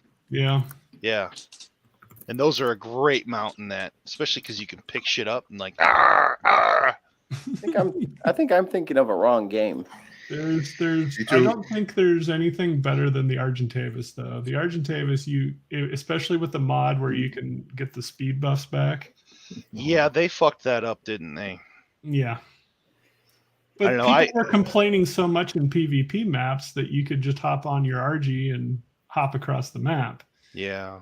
Which I'm like, all right, well, if PvP is enabled, Disable speed buff. So for PvP, for me, the Tropoganthus was the shit because I could shoot grenades at them too. Yes, there's that. But those motherfuckers are so rare. What's the spine shooter one? That's one of the new ones. It starts with an A. No, it's not one of the new ones. It was in the. The Velonosaur. It was. What was the map? Velonosaur. It was. Oh no, you're talking about the little lizard-looking guy on. Yeah. That you got the vanity mount for. Yep. I can't remember what they're called. It was like a giant thorny dragon. Yeah, it was a thorny lizard. Yeah. I thought you were talking about the Velonosaur from Genesis. No, the one that shoots spines. The ones that shoot spines and knocks people out with. Christ Almighty, what's it called? I know they were slow. Yeah, they were slow as shit, but and any speed buff was pathetic. Worthless. A waste, some would say. Yes. Somebody AERR in the chat mentioned that an ent would be a great pet. Well, you can't have Godzilla. Unless you wanted to have a conversation with it. That could take a while. Yeah. I thought we were talking about like animal cruelty, but I think ants are like fully formed, like coherent beings. They're totally sentient. Yeah, they're sentient AF. Yeah. That's a tall order. Well, I mean, I guess it depends on which lore. If you're going with the Tolkien lore, they're completely sentient. Yeah. I think in like D&D lore they were too, if I'm not mistaken. They're not called ants though. Tree people. Tree ants and D&D. Tree ants, yes, that's true. That's very right. So. On all editions, as a matter of fact. Yeah. That's right. We need a there you go. Oh fuck. Have the Tarrasque as a pet. Okay, so if anybody doesn't know D&D, that's like they call the Tarrasque like the world ender. Yep. It's basically the Godzilla of D&D. He's worse than Godzilla though. Yeah. What's funny is in the lore there's only supposed to be like one of those on Toril at a time. Yep. Yeah. There is only one. You pretty much can't kill it. Yeah. Even So with a all you full can do party is of make it go level to sleep 20 for a while. or banish it. But good luck. You can make it go to sleep for a while, but it'll come back. We need to do a D&D 5e stream. That'd be amazing. They'll come back in greater numbers. 5e. I love 5e. It's so easy. Don't get them started. Don't so get them started. Ollie, it's not so bad. Don't get them started. They drop so much stuff out of it that it's just you're a 3.5 guy, aren't you? There it is. Well, even just core rules 3.5 without the extra stuff is so much better. Just set them off, why don't you? Set them off. I'm not arguing at all. I love Pathfinder. You know what? I would love to play Pathfinder like one of those conservative politicians that was like, the 50s were so much better, man. No, that's not it. No, they weren't. No, they definitely were not. They were definitely not better. I remember it so much better. It was so much better for me and my white male person. It's more like high school to kindergarten. That's the way I compare it. Oh. So, okay, now, Ali, you have to admit, though, that 5e has brought a lot of people, a lot of attention to D&D. Yeah. I'll give it 100%. that. I'll give it that. And even I just wish they had done it so much better because there was so much they could have done better. There is a lot. I'm not because I was a DM for a long time for 5e. I've done a lot of stuff. 5e or 3.5. 5e. 5e? My 3.5 experience is limited compared to my 5e experience. But if you just do the math, the people that 5e have brought into D&D and Wizards of the Coast that are now converted over to 3.5, those people wouldn't have been here without 5e. So you got to give it just a little bit of props. Oh, I do give it props for being able to capture a whole bunch of people and bring them in. Yeah. I just wish that the rules hadn't mutilated so much of what's core to D&D. Yeah, why the fuck did they take away the Paladin's horse? Why did they take away the Paladin's warhorse? It's been there since basic. Come on now. I agree. Shit like that. I love my Paladin because where the hell did they go with the magic items in this game? They keep changing that though. Magic items. So like every season, the price guide makes no sense because it isn't even existent. But it keeps changing that's my beef with 5e right now, is that every season they change the gold and they change the magic item shit.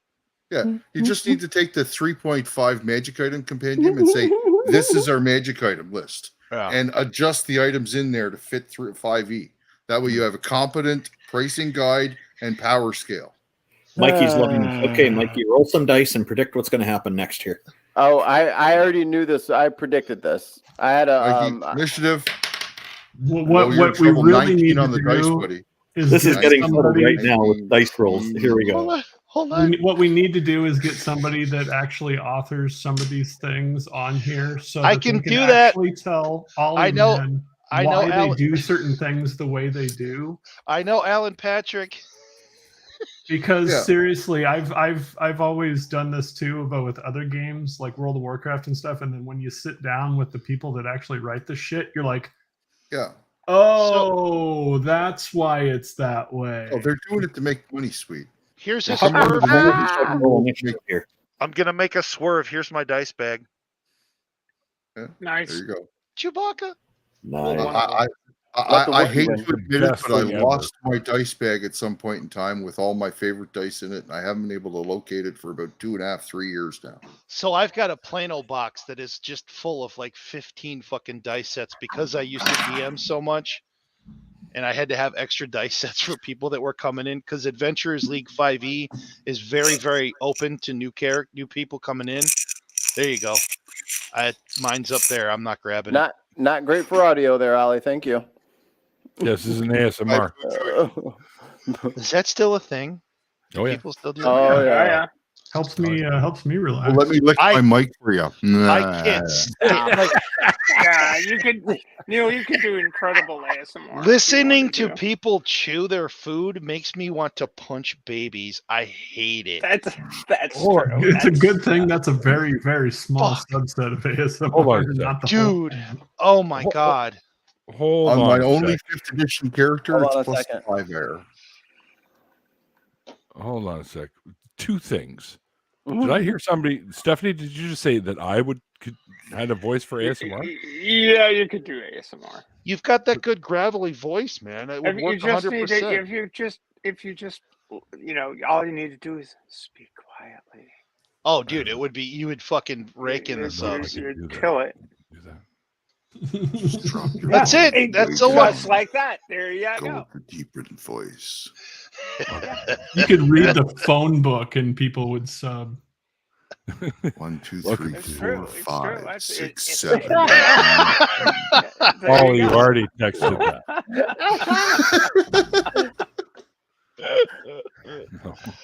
Time to roll for silent projection. Maybe I'll have to do the interviews in ASMR style. So, bro, what's the second part that you had there, Neil? You said I'm confused. Oh yeah. Sorry. Earlier in the chat, Skywatcher was asking you, Randolph, what the Chinese characters at the end of your name means. Oh, that's my Chinese name. The first character, Zhang, is my wife's family name because my wife is Chinese, and the next two characters are Wen Dao. So the middle character Wen means writing, and the last character Dao means philosophy. And Wen Dao sounds similar to Randolph. So, and I'm pronouncing it in Mandarin. All right. I'm learning Mandarin, Chinese. See, I'm looking at it and I just see baked potato. I don't know. Douglas Adams would be proud of you.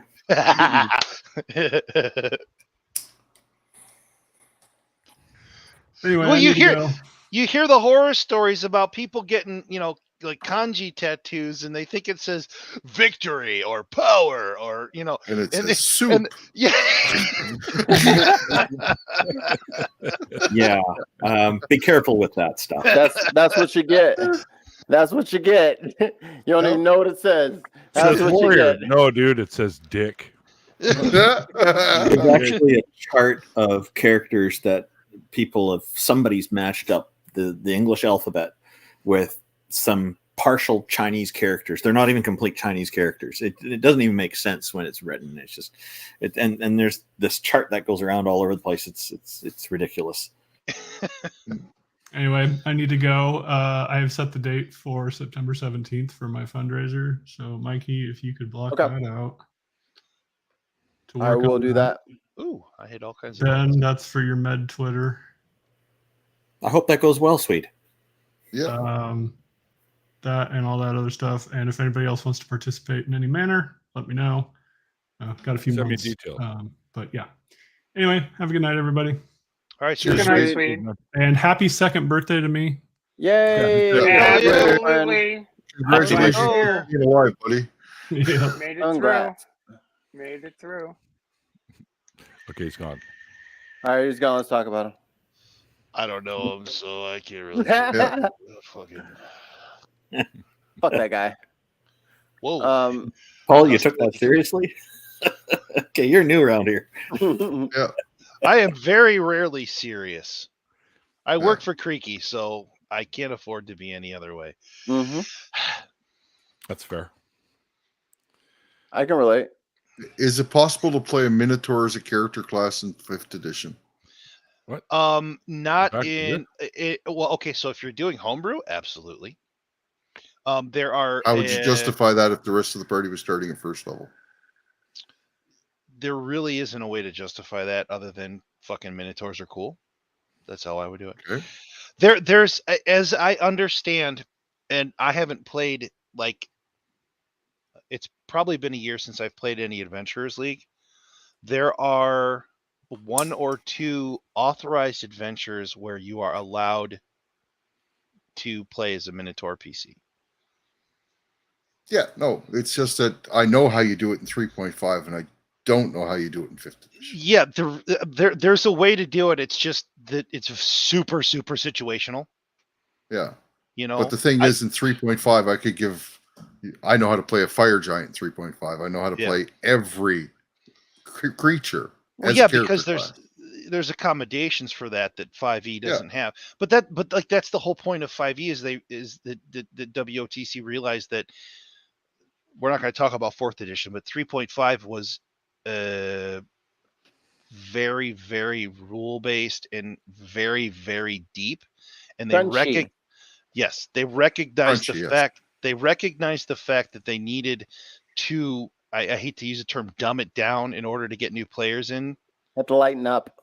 But that's what they did with 5e, and I know a lot of people that are super 3e that don't like 5e. But can you introduce me to those people that play 3.5? I know a couple. I'd love to get back into a game. So, stay tuned for Pathfinder. Yeah, that's basically what it is. And there's tons of people that play Pathfinder. I haven't played in a Brick and Stone in a while. It's mostly been on Discord through mostly Foundry. I kind of stay away from Roll20 because I have more experience with Foundry, which is the VTT, the virtual tabletop. Yeah, I do know some people that play Pathfinder and would definitely like to start a group playing 3.5. If you you're on Discord, right, Ollie? Oh yeah. So just drop your handle in the chat here, and I'll friend you on there, and we can make it happen. It's the exact same as what you're looking. CDN. Ollie Manotaur. I don't have my glasses on. Just drop it in there. Make it easy for him, Ollie. Make it easy for him. DN dot. I don't know how to get my Discord stuff. I have to start Discord. Is it 2 L's? Yes. Okay, so just OLLIEMAN. I got it. I'll friend you probably tomorrow because I've been drinking tonight and I don't want to fuck it up and friend the wrong person. But I do know people that frequently play 5e or Pathfinder. I would love to get into a Pathfinder game again. It's been probably 5 years since I played. So there's just so many different cool ways you can decide to make your character. That's what I enjoy about it. So for me, Pathfinder, the goblins are better. I really like the Pathfinder goblins are kind of cool to play. They're like, and it really comes down to more of an aesthetic thing. I love playing a goblin in 5e D&D, but I love the Pathfinder goblins a whole lot more because they're just funnier looking. But it's always like a rogue ranger because the dex bump. Yeah. Yeah, for me, it's like the difference between 3.5 and 5e is like, sure, you have like some cool, complicated like mechanics in 3.5, but that also means that you're taking a lot more time out of your game to like fight about the rules and mess with all of those mechanics, whereas 5e lets you keep that more on the back burner and focus more on the role play and just like having fun, relax and do it. But Yeah. I don't know, some people really like the heavy rules of 3.5, but you find a lot more min-maxers in 3.5. Yeah, you can do that. Yeah, that's true. So that's basically, that's a very, very good analogy, and it's kind of like comparing 3.5 tier 1 to 3.5 tier 3.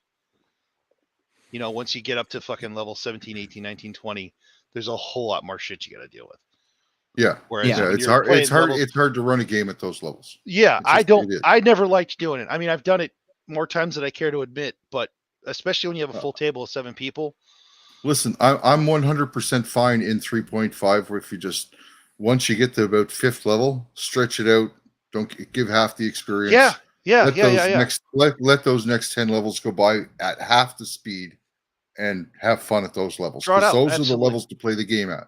Yeah, I mean, it takes it forces you to use a lot more strategery at those levels than just looking at your spell book and going, okay, this is a level 9, this is a level 9. Let me just use this or this or this. You know what I mean?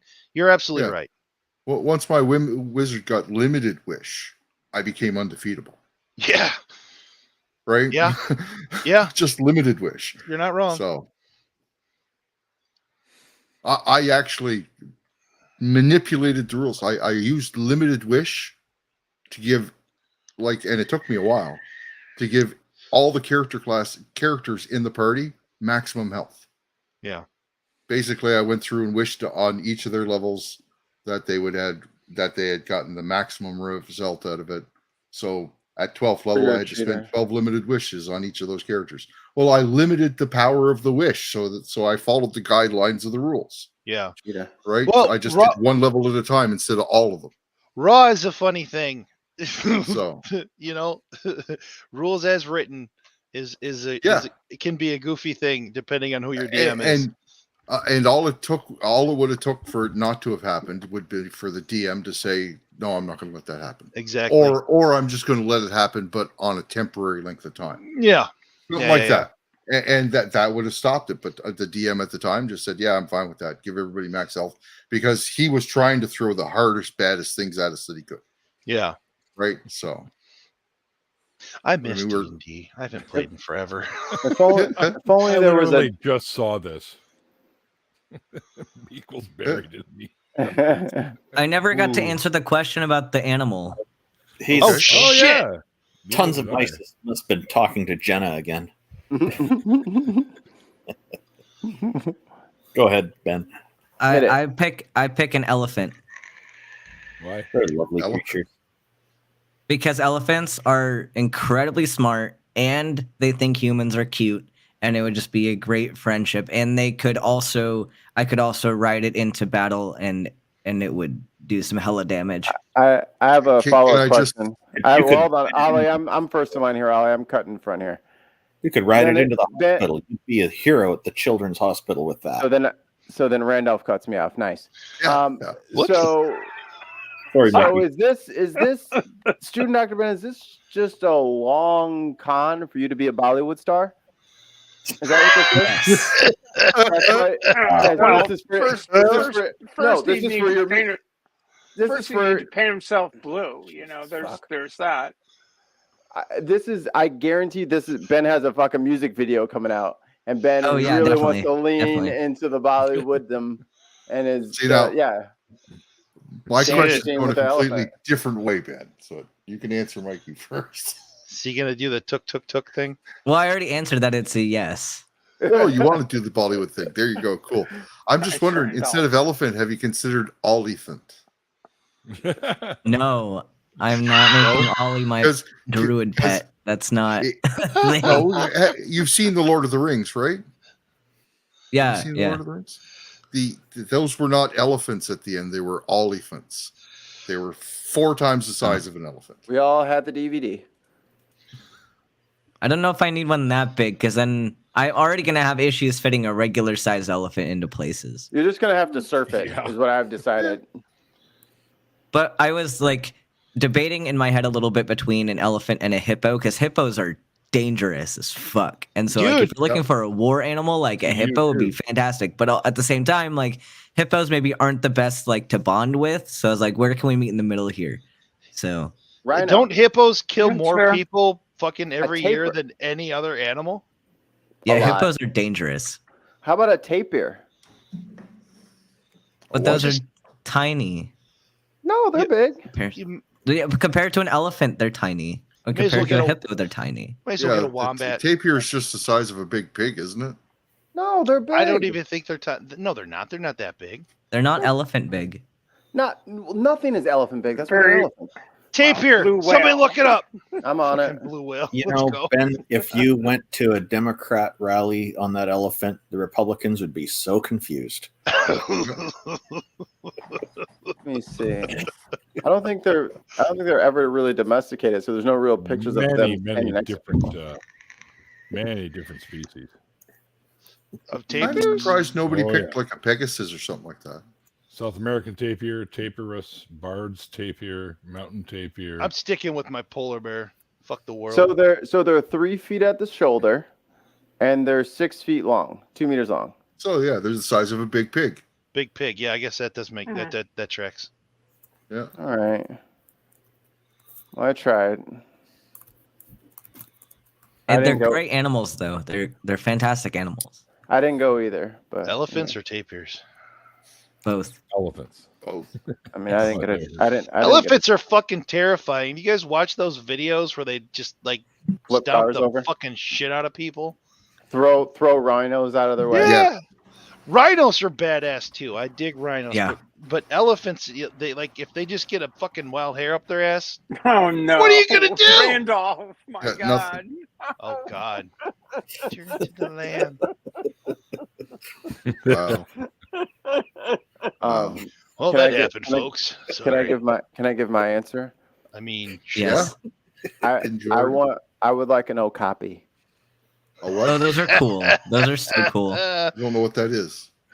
Oh, yeah, shit. Here, let me pull up a picture of them. They're kind of hard to describe. Is it a real thing or a fantasy? Yeah. No, it's a real thing. I just thought they're like a zebra, sort of, right? Kind of like a zebra giraffe hybrid, almost. Oh. Yeah. Does it have a horn on its forehead? No, I don't think they do. How do you spell it? They got like the little kind of giraffe horns, I think. Okay. So it's a weird double-horned unicorn thing.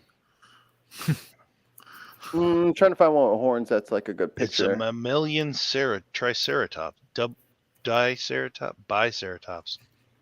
Words are hard. Here we go. Let's do a little screen share. Yeah, it's like a giraffe zebra. Oh yeah, okay. That is probably exactly where the legends of unicorns came from, if you think about it. Something like that. I thought that the unicorn or the rhinoceros would have been more. Yeah, me too. It's possible that way too, but they're so described as a horse instead of a. Little nose needs to get booped. Cool. They're neat looking. Yes. I want a capybara. Capybara. I saw those too. Mm-hmm. The giantest of the guinea pigs. Why are you doing Sanford and Son? Because that's a great fucking capybara. It sounds like the start of the song. My God, Al, you're so high. He heard the words and it turned into music notes, and he's just like, "Yeah, Sanford and Son." What's wrong with that? I love Nothing wrong with that. What song? That happened. I forgot what's the name of the Sanford and Son song? It's got an actual name. I have no I idea. don't know. It's always called the theme song myself. Oh, MASH. I know the name of the MASH song. The Street Beater. Suicide is Painless. Suicide is Painless. Yes. Yeah. I even know the lyrics to that fucking song. If you didn't know there was lyrics. Of course we do. It is late, so go to bed. No one's watching this instead. Like he's nailing the notes. Wow. Fucking bars, man. What the hell? Oh shit! No, your ass isn't gonna finish this. And you never do. I've never finished one episode of MASH because it always came on at like 1 o'clock in the morning. I was like, I'm a big kid. I can stay. Oh, fuck. Never finished it. Oh, shit. Did they make it out alive? I never saw that. I never saw the I'm finale. proud to say I've seen all of them. Did they win? And not all of them made it out. They did not win. They didn't. No one won that. Everybody lost. Yep. Everyone loses when there's war, period. Mm-hmm. That's the truth. The MASH movie, though, it kind of ended on a pretty up note. The actual movie with the it film didn't have did, Alan Alda in it. I can't think of the guy's name. Elliot Gould was. He was in it too, but war I think winning. What? It was Dennis Sutherland and Elliot Gould. Donald Sutherland, yeah. And Elliot Kiefer Gould. Sutherland. Not No, Kiefer. His papa. His dad. John Sutherland. It was Ryan Gosling. I don't remember who played Hot Lips. I don't remember who that was. I should, but What was her name? Was it Scarlett Johansson? No. No. Yeah, it's fine. I'll wait a little bit before we ever get into a talk about it, but I saw the latest Marvel edition. What? Doctor Strange. Doctor Strange. Sully Kellerman. No spoilers. Not gonna do no spoilers or nothing like that. Just Spoil the shit out of me. Let's go. I'll wait for everybody to see it, and I'll get everyone's reaction. I don't want to lean hot or cold to influence people because I hate it when people are like, "Greatest movie of all time," and then I go out and see it. I'm like, "What the fuck are they smoking? And where can I get some?" I hate it when people oversell stuff because then you go and watch. Loretta Swift was in the television show. We're talking about the movie. The film, yeah. Did you see the Eternals? Stephanie. It was Loretta. Yeah, no, she was in the television show. Yes. Yeah. Who was the one that was in the movie? In the film, I don't think it was Loretta Swift. It would probably be Sally Kellerman. It was Sally Kellerman. Yes, it was. It was Angelina Jolie. Sorry, we could only wish that would have happened. Sally Kellerman, yeah. Selma Hayek? What? You're high? No, just drunk. No? Why aren't you high? Because I can't smoke. I have no tolerance for it, man. I fucking. You know how you get a tolerance for it? You smoke. Okay. Yeah, but then I get all. I get the pusher man. I get spins and I puke and I don't Who like is puking. this guy? Who is this guy? What the fuck? No good. I got my beer. With you? Edith. Elizabeth. It's the big one. I'm coming. Elizabeth. Elizabeth. Yeah, you're right. Sorry. Edith. The Oscar goes to Canadian Ollie, man. No, Edith was from All in the Family. Stifle yourself, Edith. That's Oh right. God, that's right. I'm old. That show. I disbelieve.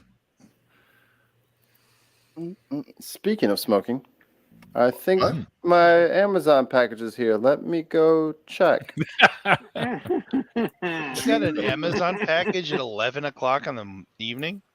I don't know. You don't know what time it is? Dude, you're in Illinois. You're an hour behind me, and it's midnight here. Damn it. What? It's 1 here. It's 5 to 1. I know time zones. I have to deal with Creaky every fucking day. 5 fucking hours ahead. I was fucking up last night at like 1 o'clock in the morning looking at computer fucking cases and shit because I'm an idiot. It's right there. And fucking Creaky messages me on Discord. What the fuck are you doing up? I'm like, yeah, don't ask. He's like, it's like 6:15 a.m. here. Like, fuck you. I'm going to bed. Yeah, well, if he wants to come on here, we'll have to set it up like early. Yeah, I'm gonna make it happen because I definitely think he should be on the show, and then I gotta have you on because I love this. I love what you're doing. This is something that is relevant. This is something that needs to be done. This is something that people need to have eyes on. You know, and it goes back to that whole question you asked me at the end of the proper stream. You know, and my answer of, you know, for people that are detransitioning to know, or not detransitioning, deconverting, to know that there's other people out there that have gone through similar shit that they have. You know, this is an important thing. Mm-hmm. So that's why I do it. It normalizes people leaving religion, which is a good thing, I think. Absolutely, 100%.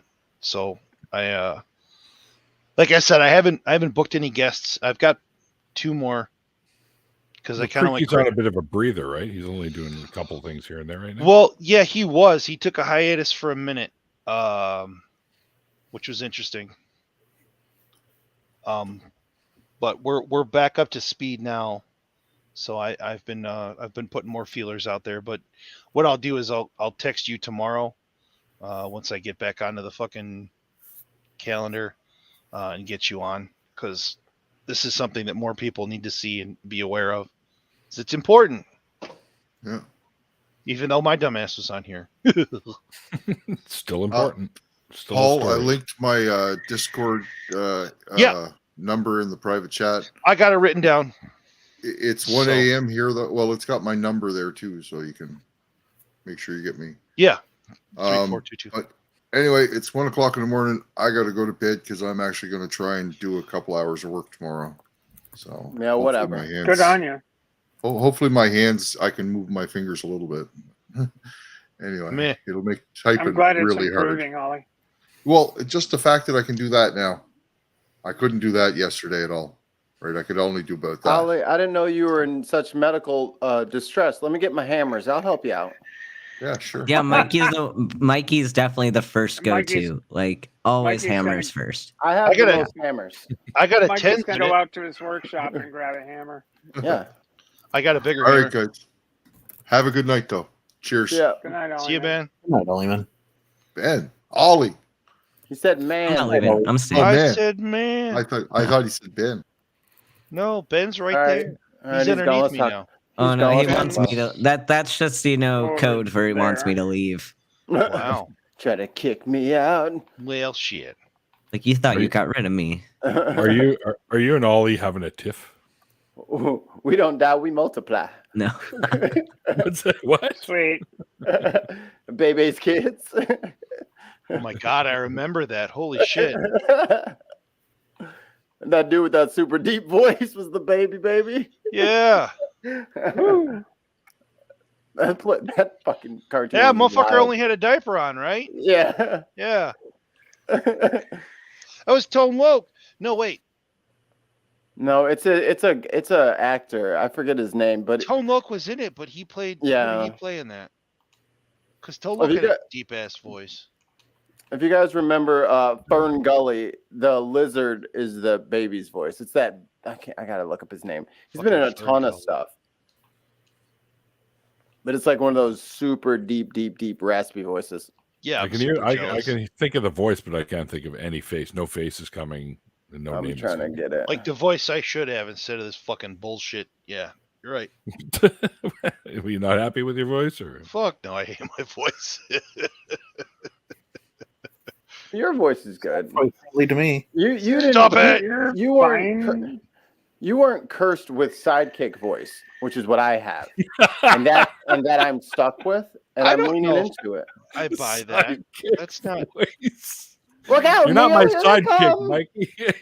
See, I've got puberty voice, and I'm hoping that that's gonna gradually go away the more I go through my transition. But I am kind of embracing how funny this is right now. I was like thinking about it, and if I'm going to embrace puberty voice for a little bit, if there ever comes a time to sing karaoke, especially in the atheist community. I'm so sad I missed it at Faithless Forum, but I was getting drunk. So Ben, that's why I wasn't at that karaoke, because I was getting drunk. But Book of Mormon in puberty voice. My God, that'd be so fucking funny. Yeah, it works because it works with puberty voice. Yeah, And I'll tell you, man to man, enjoy it while it lasts. Yeah, just take up smoking cigarettes. You'll be fine in about a year and a half. Yeah, go straight to Lucky Strikes. Just no, I'm working hard enough. I'm working hard enough to get a voice that isn't like awful. So doesn't exist. One of my favorite moments. You're doing great. Was this was like 3 years ago or so. I went. A friend of mine had a reunion with her band. She's a drummer, and she's, it was her guitarist, one of her best friend's birthday, and we all got together at this biker bar, and there was karaoke going on, and I got up and sang David Bowie's Heroes, which was really fucking cool. Well, all these fucking bikers were sitting around. It's like, oh, who's this chick? It was pretty funny. As it turns out, The Labyrinth is the #1 rated movie for bikers. So a lot of intersectionality there. Dude, The Labyrinth was cool. It's such a weird movie. I had a buddy. This is after I graduated, and he was a bassist in a band called Gearhead, and they would gig all over Metro Detroit. And I would go to the gigs, and he would call me up on stage to cover Danzig, because we were huge Danzig fans. And I would sing. I never sang Mother because it's too much fucking radio play. But I would do like Snakes of Christ or whatever. And then as soon as I was done, every fucking time, and he was like, "This is my friend Paul, also known as Tom." He would cap on me because I sang like Tom Jones every fucking time. Like, you dick. I like Tom Jones. My fucking Delilah. Sir Tom Jones was the shit. Fucking panty dropper motherfucker. He was great. I mean, he still is, I'm sure. Is he really? Yeah. I need an autograph, Neil. I love Tom Jones. She rubs elbows with bigwigs and stuff. Mm-hmm. But Welsh. Yeah. He fucking hangs out with Creaky. Maybe. I don't know. Maybe. Maybe. But yeah, that was like, that's not exactly karaoke, but I would get up on stage in front of a bunch of people and sing, and then be accused of singing like Tom Jones. and Tom Jones doing Danzig, apparently. Apparently. I don't know. I have no musical acumen at all. Oh, okay. So yeah, I used to have like a good singing voice, like I was trained. But the thing is, transition does a number to your voice. So we're gonna see what happens, and hopefully it all levels out the way I want it to. But like, I mean, if I had to choose between like singing well and like not being dysphoric, I would happily take not being dysphoric. But it's still like there's still risk. Like, and something I do want cis people to understand, like, you're taking on a lot of risk with transition because you don't know where you're going to end up and if it's going to be what you want. And oftentimes the transition is permanent. Yeah. Like testosterone does permanent changes. Yep. So whatever happens to my voice is not going away. So if you had training in singing, you will probably be fine. Yeah, I just gotta be patient. It'll just gotta be patient and not register. That's all. It's singing is mostly breathing and larynx control. So it should be fine. But there's like singing wrong can really do major damage. No. Yeah, what I need to do is be patient and not push too hard while I'm still in the transitional phase, and just understand that it's going to take a while to get comfortable again. How far along are you? What time frame are you into? I'm not even a year in. I'm like 9 months. Yeah, so you got a little ways for It's sure. already dropped a lot in 9 months. Yeah. You know, Ben, It that might make for an interesting episode. You bring in people who've transitioned who are professional singers and ask them about their experience for transitioning voice at the same time. Maybe my TikTok is a lot more of my transition stuff, but I've been lazy about the TikTok recently. Maybe just give them like a shell and have them like sing into it. And then the little wispy wisp will go in, and then you can take their voice. Take their voice. Actually, singing was a really, really good. I sang a lot in my youth, and I was trained, and it was a really good way of connecting with. Unlike my good friend Ben over here, it doesn't work the same way for male to female transition. The hormone, if a lot of people make jokes about, oh, well, you're going to be talking with a high voice. Well, that doesn't work that way. You need to work on it quite a bit, and it is a key place of dysphoria for trans women.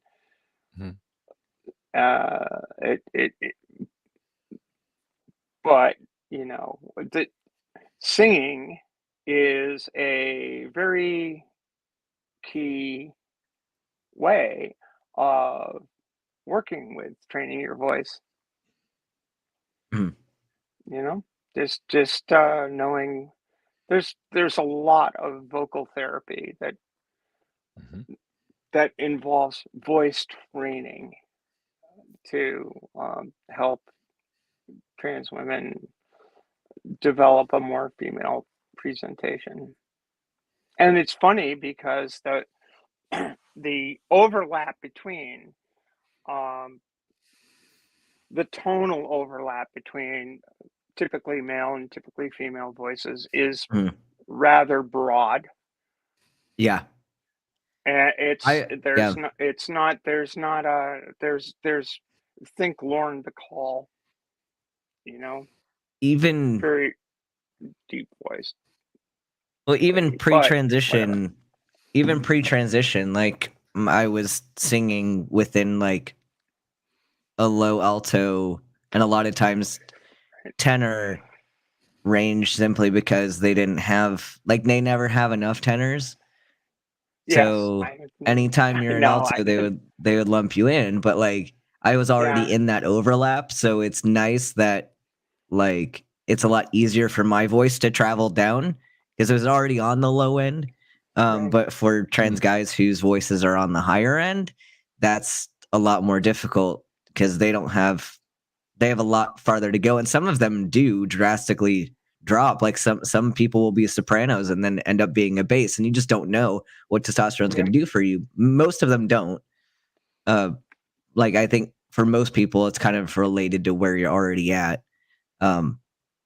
But I kind of want to, once I figure out this new instrument a bit better, I think it might actually be fun to like gender bend some of the like songs that I've done, because I did musical theater.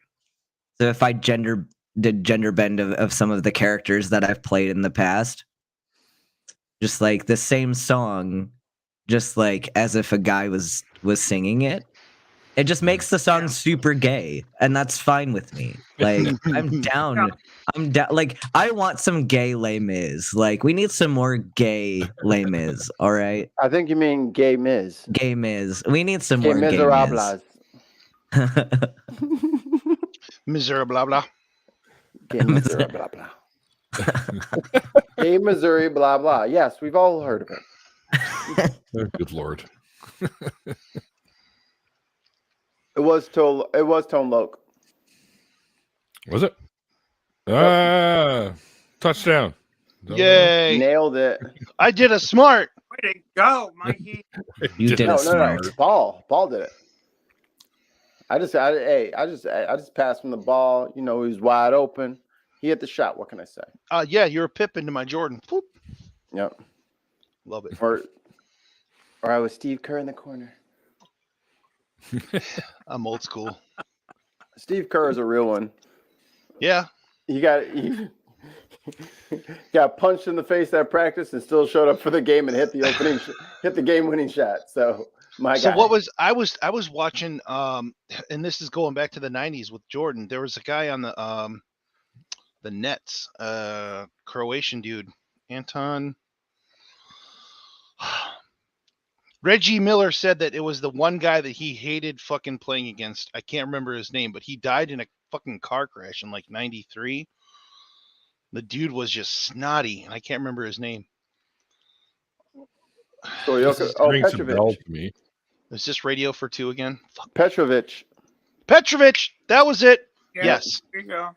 He was nasty, and just like one of the few guys to talk shit to Jordan and get away with it.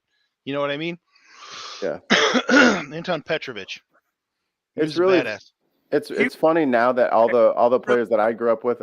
Go ahead, Seven. No, I was agreeing. He really was a great player.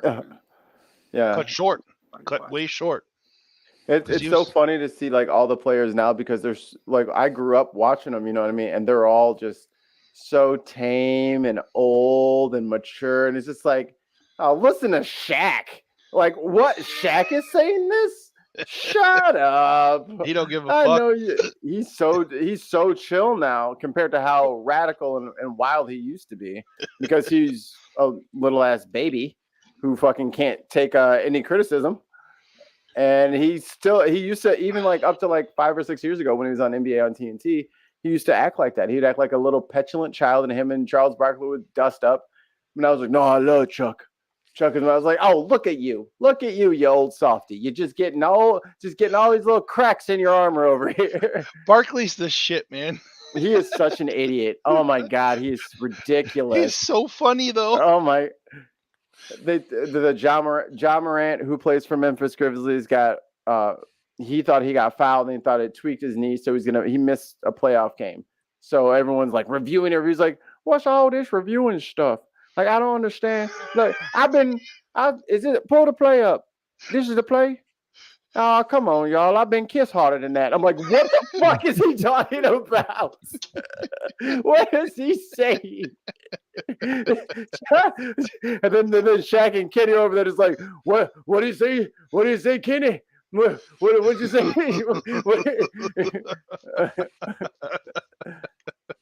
What you call it, Chuck? What you call it? They just make him repeat stupid shit he says over and over again. Yeah. Jack's a fucking genie, so what do you want? You know? Oh, yeah. God. He'll never live that down. Shaq Fu. That was a good movie. Oh, that's such a good game. No, it wasn't. What are you talking about? I loved it. It was so bad. It was a good game. Because, a good game. Where I need popcorn. Clay Fighters was better than Shaq Fu. The only thing for me that would make a good game and a bad game was, did I have it? Ah, okay. If I had it, it was great. All the rest of the game, because I don't know, like, I had like 10 cartridges. I mean, if you had it, it was one you liked. It was automatically great. Well, it was by proxy, wasn't it? Exactly. I didn't have a choice. I had to like it. You wasn't getting it. You only get games on your birthday. You don't like this game for another 12 months. Oh shit. Shaq was in Steel. That's right. Yeah. I'm on the wrong feed. Oh shit. Can't eat hot wings. What are you talking about? Shaq. Paul, any news? Oh yeah. They gave him the murder wings, and he that chip too. Child? News from what? From your child? No, I haven't heard shit. Nope. Just wondering because. Me too. Like my ex-wife is going up there because she lives like 2 miles away from the hospital, and promised me that I would get updates, and I've been having to periodically text V to find out what the situation is. Yeah, the last thing I heard, I messaged V at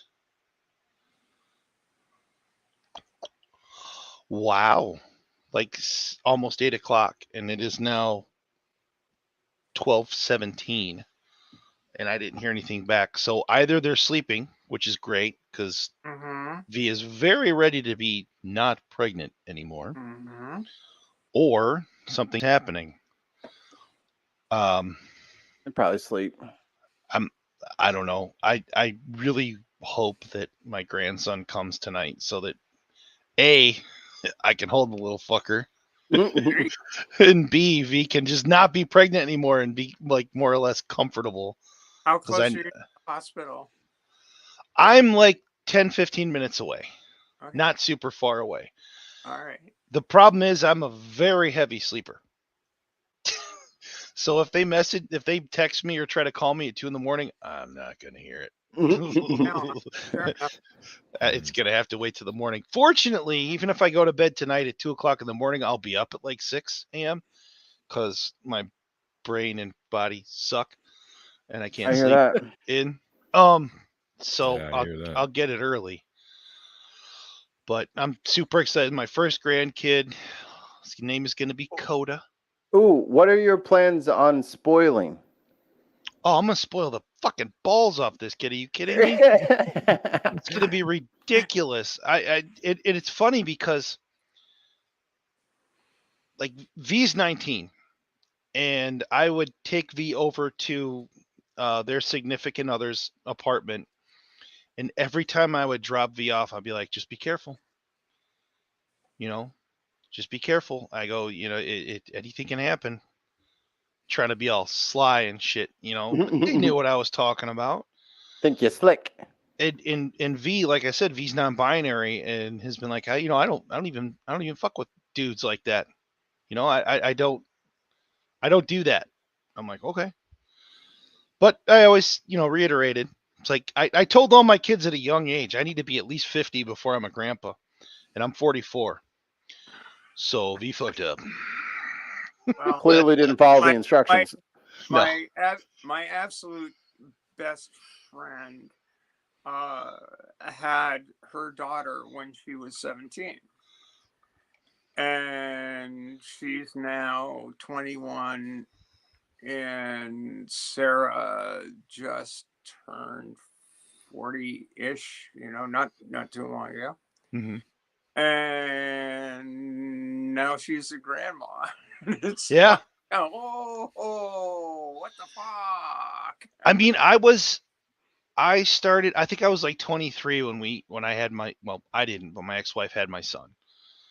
So it was like in the between of, oh, wow, that's really young, or, oh, wow, that, you started late. I think I did it right as it can be. I don't know. That's subjective as fuck. It's the way it works. Yeah. But I always told the kids, like, I better be 50 before I'm a grandpa. And this happened. But and it's the same thing I was talking about with Next. My youngest, 2 grandberries, 3 months apart. I am 40. There you go. There you go. But like the thing with, hey man, and I know we're atheists and we eat babies and stuff. Yo, I'm like 4 beers in. They're berry flavored. So this is the high gravity still reserve because I can't get my fucking Labatt anyway. But like it's like the same thing with Next. Next was unfortunately, I don't want to say scared, but like hesitant to tell me about the transition. And the same thing with V. When V got pregnant, they were hesitant to tell me that they were pregnant, fearing what I would say or how I would react. And I've always been very, very open and honest with my kids, because I got divorced from their mom when like Next was like 3 and I think V was like 5 and my son was like 8. So they were young. And I've always tried to be as honest as I possibly fucking can with them, and open as I can. And especially with V, we had I have unfortunately for the other two, I have a much tighter bond with V than I had with the other two because when V was like 7 or 8, V was like, I want to play football. I'm like, dope. Let's play some football. I'm like, I'll call around with some flag footballs, and she's no. I want to play full pad football, full contact with the boys. I'm like, okay.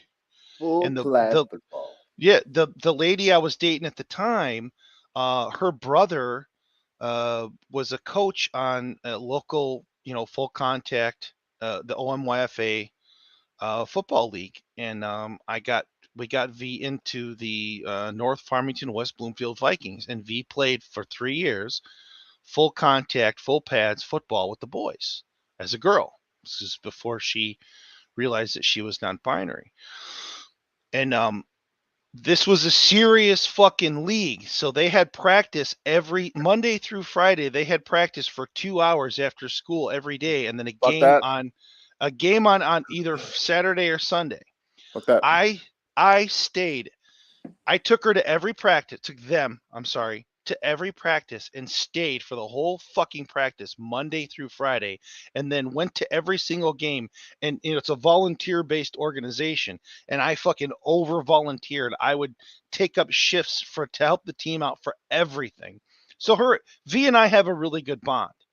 And when V told me that they were scared or hesitant to tell me that they were pregnant, it hurt me. They were afraid how I was going to react, because I had constantly told them, I better be fucking, damn near old before I'm a granddad. And, but the thing is, I love babies. Fucking little kids are great. They're so much better than adults because adults suck. Yes. Little babies are cool as shit because that's it. What you see is what you get, There's no planning involved. Right. And for me to be able to have a little baby grandkid is fucking amazing. Yeah. Sorry, I'm getting emotional. No. Yeah. I don't know. And the fact that it's my kid's kid, I fucking love it. And I can't wait to be able to think about how weird it's going to be for the kid to look like your kid. Bro, I'm with you there. So, I scare little kids typically because I'm this giant fucking guy that looks like this gonna eat their parents or whatever. Well, there was the incident. Well, you got to have enough garlic. First, they don't look at you and go like Hagrid. But you're a wizard, Harry.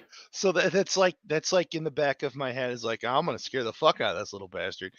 But I'm so excited to be able to hold my grandbaby because babies are cool as shit. And like a whistle, he's stubborn. He's like his fucking mom. Or I'm not even sure. Yeah, we get we're picking up what you're putting down. I like how does I'm old and I don't understand how that works. If V's non-binary, V's not Coda's mom, parent, whatever, parent. Yeah. Anyway, that was a huge conversation we had with Katie on Sunday. The pronouns and everything, and it's just how it all works. I had a guy call in. The last caller that called into the show was another YouTube content creator. And he came into the green room and was like, he goes, here's what's going on. My grandkid is trans-ish. I'm assuming they were born female and is thinking that they need to transition to male, but isn't 100% sure. And he says, I love my grandkid to pieces. He guy was like 73. And he goes, I'm concerned that I'm going to say the wrong thing to offend them, or and he was just like, it's hard for me to wrap my brain about it because I'm 73 and this wasn't something that was talked about when I was a kid growing up. Right. And as I'm only 44, but I feel old as shit. And when V came out as non-binary, and next came out as trans, and has since detransitioned back to female. It's like I struggle with the pronouns, even though I understand that that's how they are, but I struggle with the pronouns because it's not something I've ever had to think about before. And if I make a mistake, it's not because I'm doing it out of spite or non-belief. It's that I'm just making a mistake because I'm old and stupid. You know what I mean? And the problem is that with my kid's mom, my ex-wife, she dead names V all the time as Olivia, and constantly calls V her and she all the time, and did it to Nex, my youngest, when Nex was transitioning because and it, like, they would come to me and be like really, really upset because their mom is doing this to them, and it seemed almost spiteful the way that their mom was doing it. Right. You know what I mean? Like intentionally. Right, because their mom is a truck driver and hangs out with these, super fucking Confederate flag Christian fucking truckers. Very stereotypical shit, right? And they would come to me. I'm like, look, I can't do anything about your mom. All I can control is me. If I fuck up, I'm sorry. Sounds like a perfect response to me. But I feel so bad, because it's their mom that's done this shit to them. Like, my ex-wife had this one boyfriend that, like, flat out to V's face said that, homosexuality is bad. He was a gender critical, and said that V is just confused and not a non-binary person.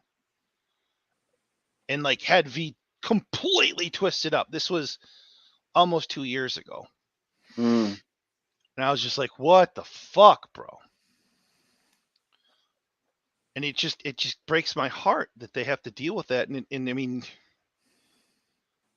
and that's my kids, and I know there's tons and tons of other people out there that are dealing with the same bullshit that they shouldn't have to. Anyway. Yeah, well, I'm 68 and I've dealt with this my entire life. Yeah. So it's, it's not, there's a good deal of unique. This is not for the faint of heart. Right. Yeah. And that's the thing is, but it is something that every trans person finds a way to deal with. And your eldest is dealing with it as best they can, and in every circumstance they encounter, they will deal with it the best they can. And the best I can do for you is say thank you for being a compassionate parent, and the support that they need in order to, because it's really hard as hell to not have that support. Yep. And that makes me more sad than anything. Huh? Like, knowing that there's people out there that don't have the support, that kills me. When I had Katie on Cricky's show on Sunday, and I had that other YouTuber guy call in and saying that, he wants to support his grandkid. I had somebody, a trans woman, had posted in the Creaky Blinder Discord of this huge long message of, I love what you said.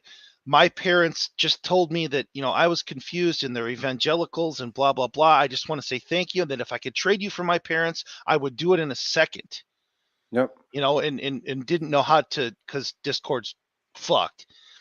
So I direct messaged the guy who called in that message. I'm like, look, this is what this person wanted you to see. And she said that, this is what she said. And that he finally saw it today and direct messaged me back. And this other long, huge message. And I don't know. He goes, I don't know. Cause he's like 73. He's like, I don't know how to send it to her.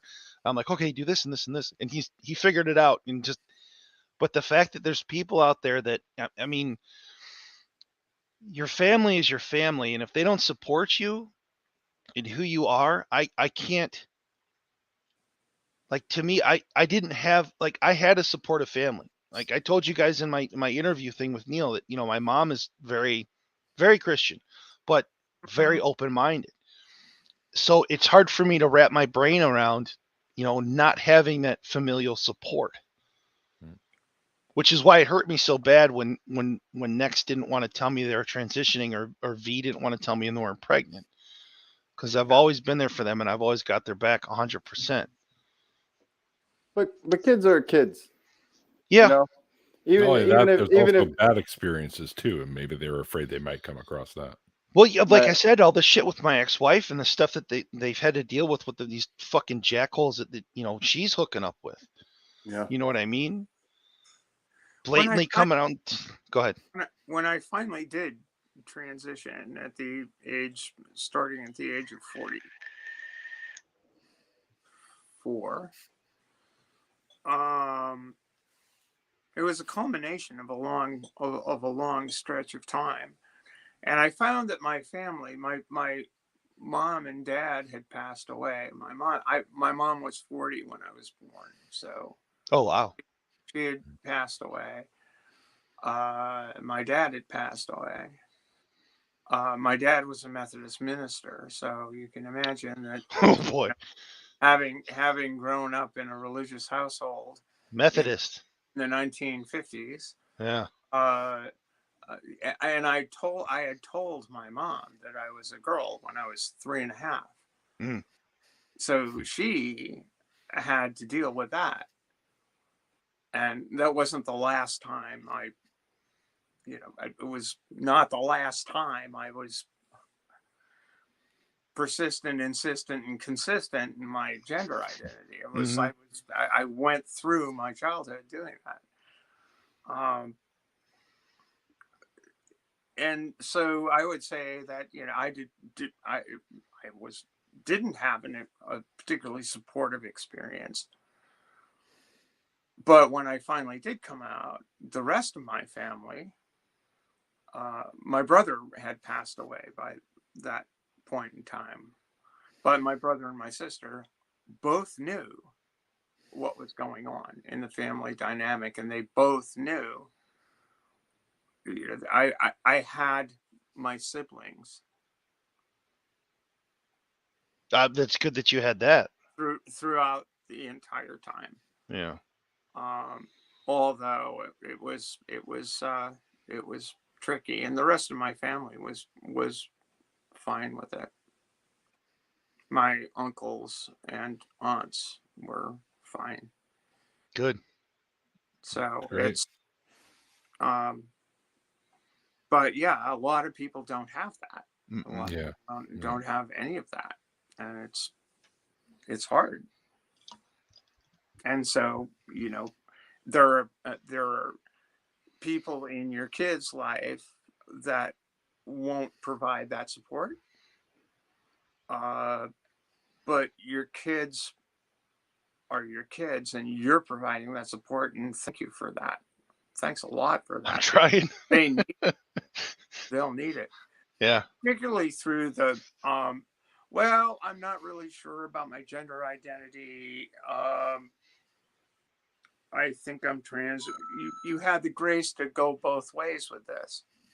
It's like, okay, let's talk. Let's work this through. I'll support you in helping you discover who you are. Yeah. Which is what parents should do. Help your children discover who they are. Yeah. Yeah. That's part of parents' job, if you ask me. Absolutely.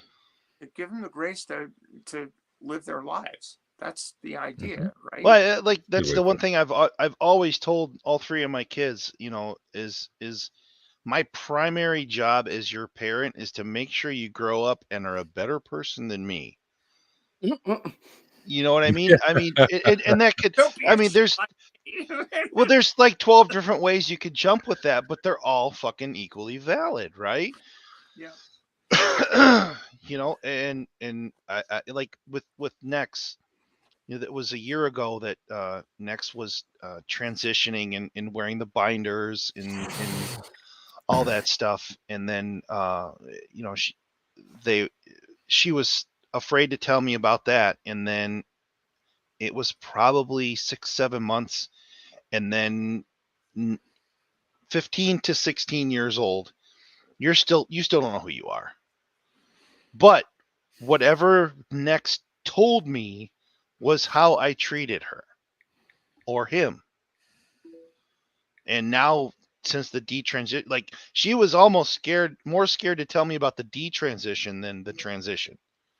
And I'm like, I didn't know how you'd react. I'm like, how am I going to react? You're you. I don't, you're still my kid. Nothing's going to change that fucking ever. I loved your story of your mom basically saying, "I'm here for this." That was so badass. Yeah. When she said that, because I was myself worried, because I know how Christian my mom is, and how I was just like, fuck. Well, we can't hide it from my mom, because like I said, I live like literally 0.3 miles away. And we see her all the time. I was like, well, we can't, it's not something that we would want to hide from her anyway. Because I don't think that should be hidden, because that diminishes Next, diminishes her. And I had confidence that it would go well, but the fact that she said what she said, I was just like, oh my God, that's fucking great. Hi, Sassy. Oh boy. What happened? I thought I heard crackling. Uh-oh. Miss Sassy joined us. Randolph just texted me and says he's going to be in another debate against Islam on Friday on some channel. Oh, fun. How can you bait Islam? It's the one true religion. Yeah, right. So, what's really funny about that is, this will be a quick debate. Yeah. I dated a trans woman who was half Indian and half Syrian and very, very Muslim. Mm-hmm. And she, super ridiculously smart lady. She was amazing. I should never let her go, because she was great. She programmed AI for fucking apps and shit. Just ridiculously smart.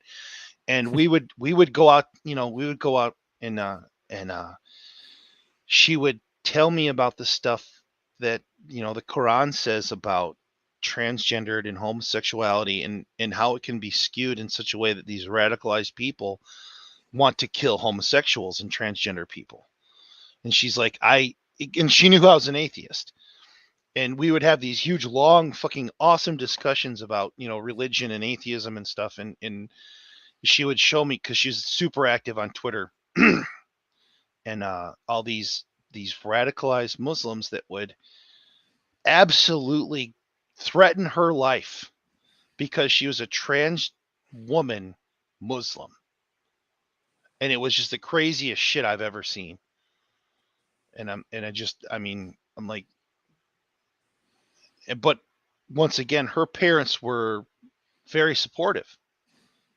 And I was like, thank fuck you have that, because it doesn't look like anybody else in your religion, at least close here, really agrees with you.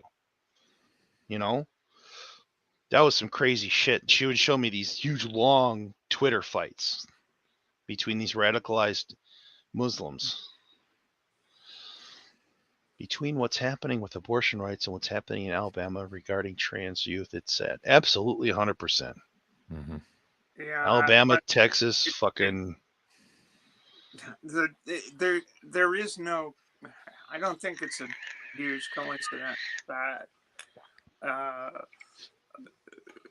the bills against trans people are being introduced in tandem with bills against abortion rights. It's all tied in. The link is bodily autonomy. Yeah. And oh yeah, 100%. And it's you know, and patriarchy at the end of the day. It's like that's where these guys want to drive. That's where these guys want to drive the culture back to.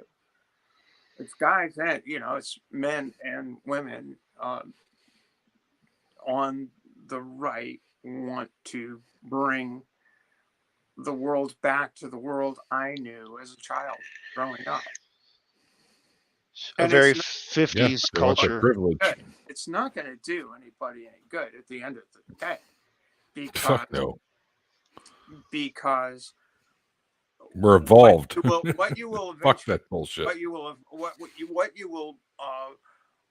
What will happen is there'll still be trans kids. They will transition. They'll just have to have a shit ton of crap to process if they're fortunate enough to be privileged enough to have access later in life to medical care and psychological care to get over the effective horrors of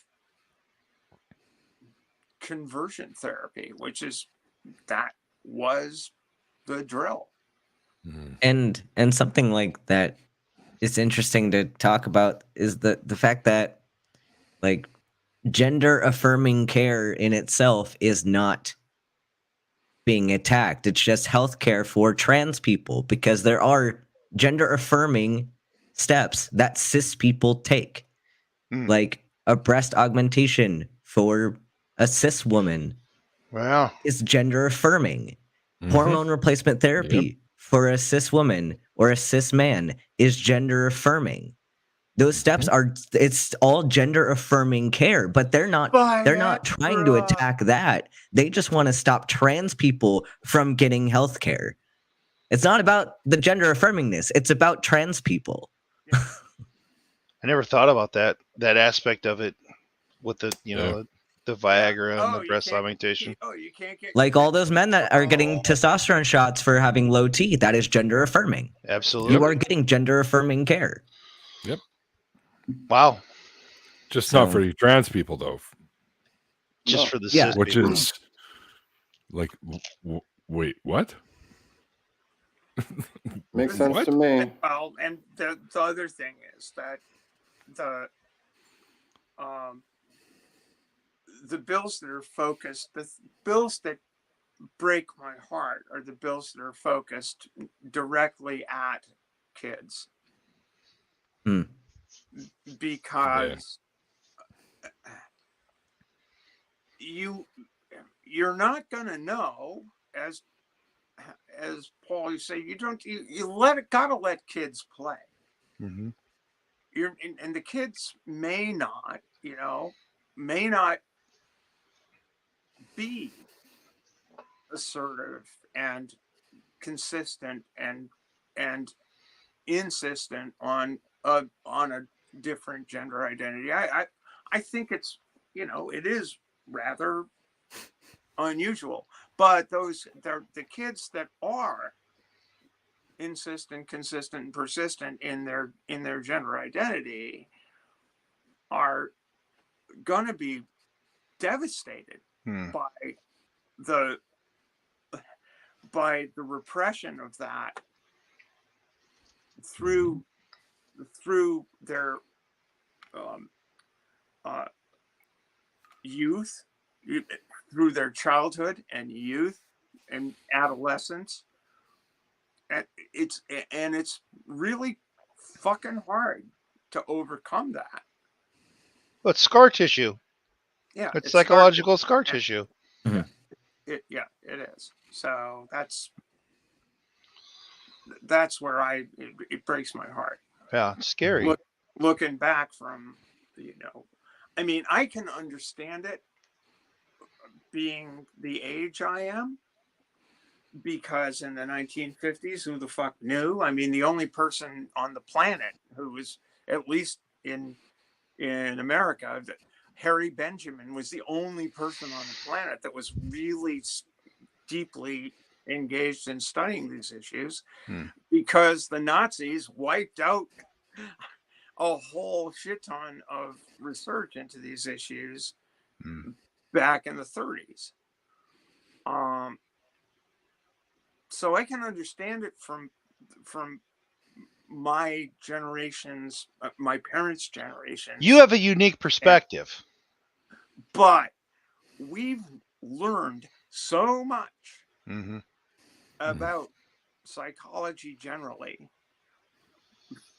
from 1953 to 2000, nearly 2020. They're not even the same. They're like, so the difference is vast now. The difference is vast, and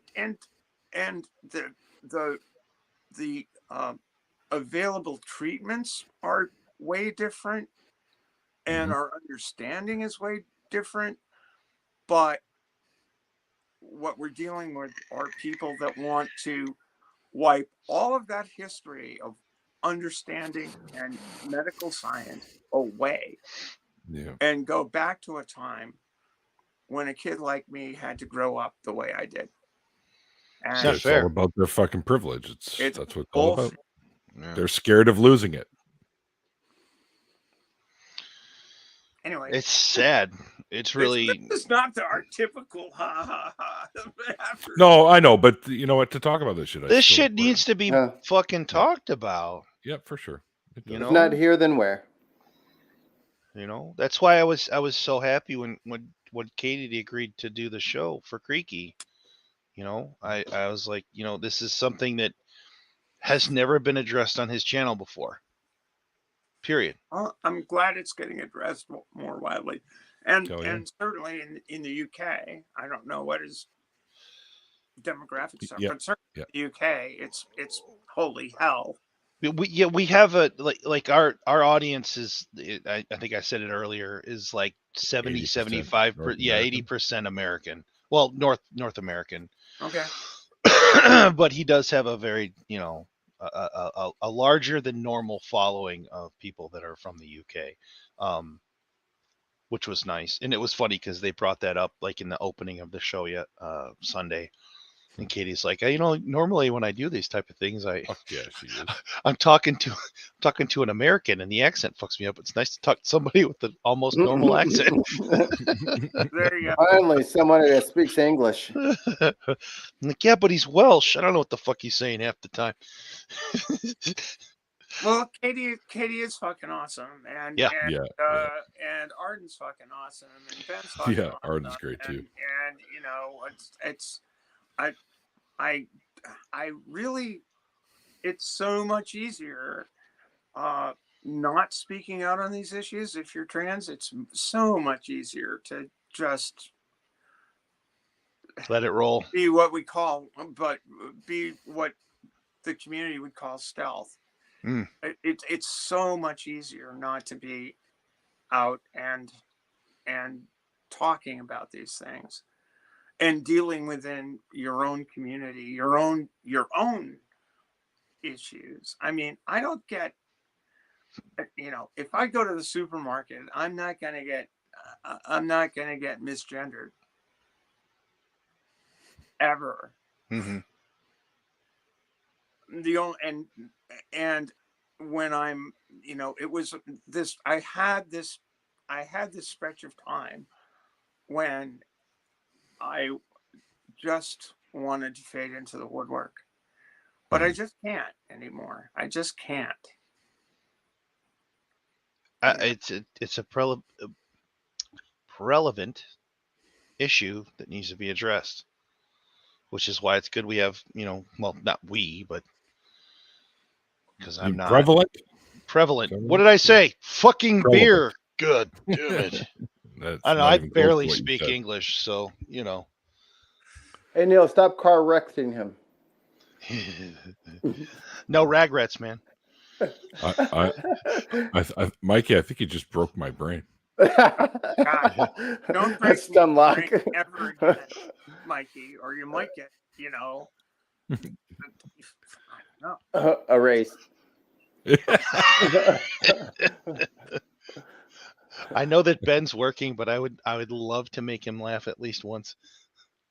I actually, because all that reminded me that Katie's going to be on my show this week.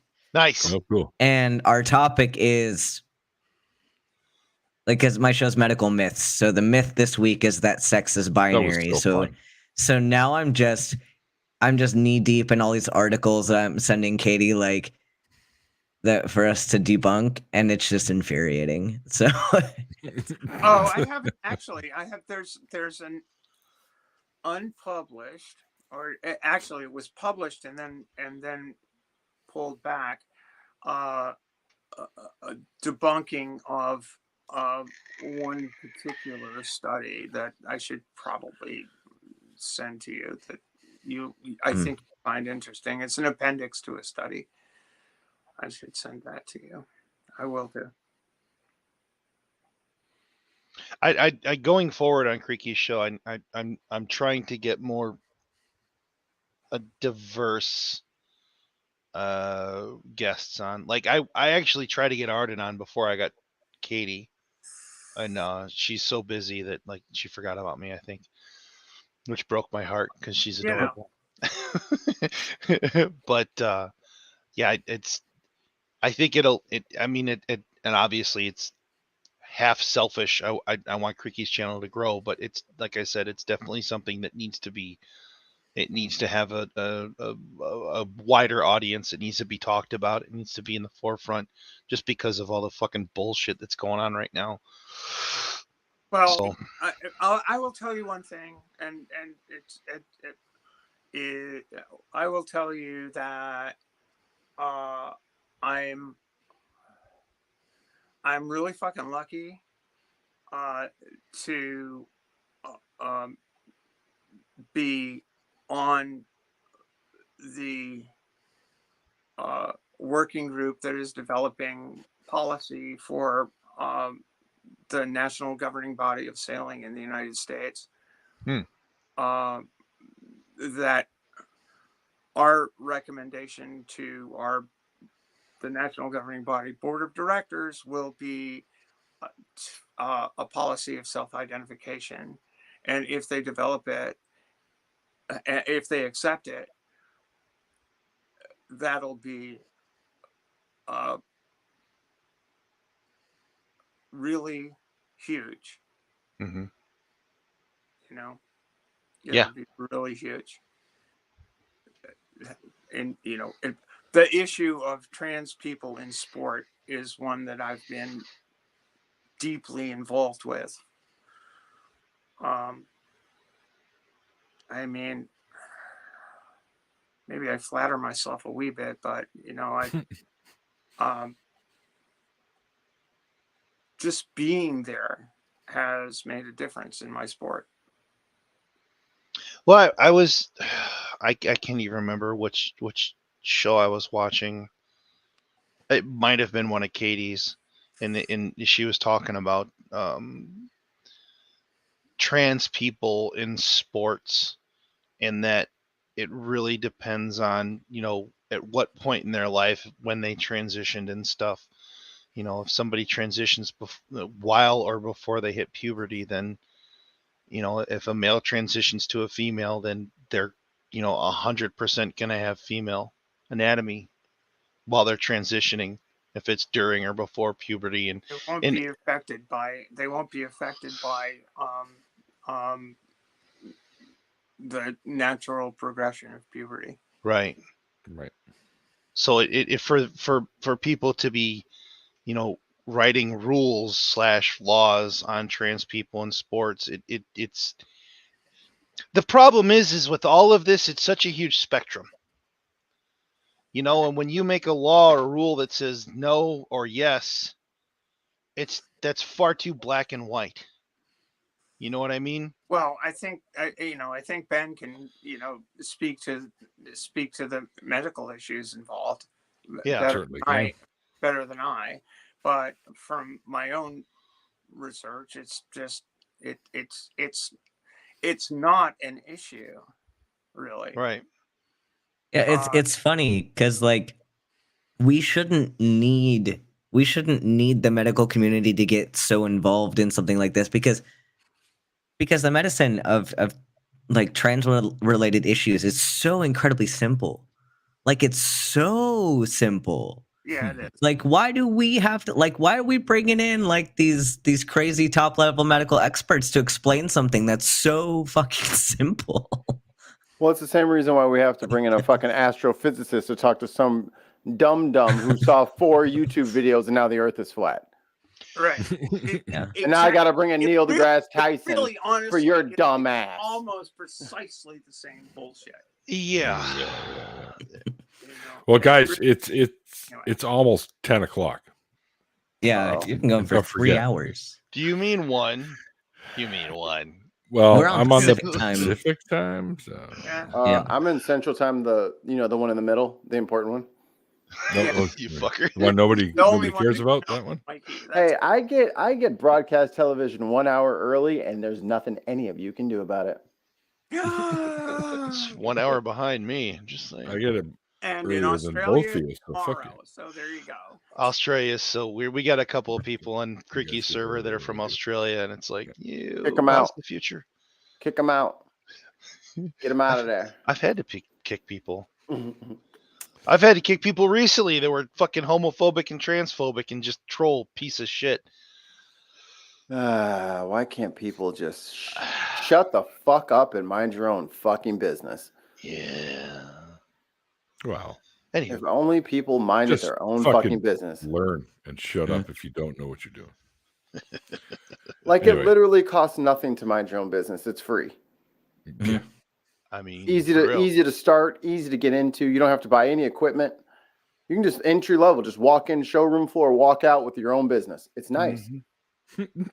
Throw some wax on there, some Z-Bart undercoating, you'll be fine. Okay, And Lord. All right. Shit. I'm gonna start Before selling I people their own go, business. are you people done? You guys done? Yeah, I got no more jokes. I'm trying to think of one.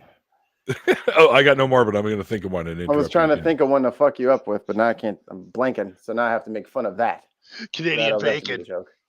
Oh no, not Don't Canadian even, bacon. Don't even. Here we go. All right. Well, it's 10 o'clock here on the Pacific Coast. And thanks again, Paul, for joining me for tonight's episode, man. It was great having you on. Watch the Creaky Blinder, and then on Sunday, well, every other Sunday we have link the to Creaky's channel. Yep. Well, actually, Do you it's have in the the description box of the interview. Do you have the There We Are Then stream link too?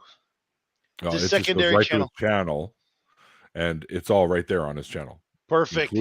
Including all that stuff. The Twatch stream, because that's me. Follow me on Twitter, Paul_Koehler. All right, excellent. It's there. It's linked in the original interview too, which is linked below, so you can easily get over to it. That's right. And it'll pop up at the end of this as well, and you can easily get over to it from there. Links are. And thanks everyone out there in the chat for hanging out. Hope you guys had fun tonight. It was a lot of fun having this, and we talked about some important stuff that always needs to be talked about because we want to talk about it so much that we don't have to talk about it anymore. That's the end goal, so that everything's that's just the way it is. Folks. Right. That'll be nice. So, and then we can talk more about Lego and Star Wars and other cool shit. But anyway, thanks to all my patrons. You guys are awesome. I wouldn't be able to do this without you. So, love you guys. And yeah, and everyone out there hanging out. It was good to see you. Stool, you're a little late, but welcome anyways, buddy. One of those nighttime stools. Hi, stool. This is one of those 3-hour jobs tonight. Just get some more fiber. I'm just saying. More flavor. Crackling oat bran. It's great shit. Right. All right. And as I always say at the end of the after parties, like the late great Carl Sagan once said, extraordinary claims require extraordinary evidence. And we'll see you guys next time. Bye. Love you. Bye.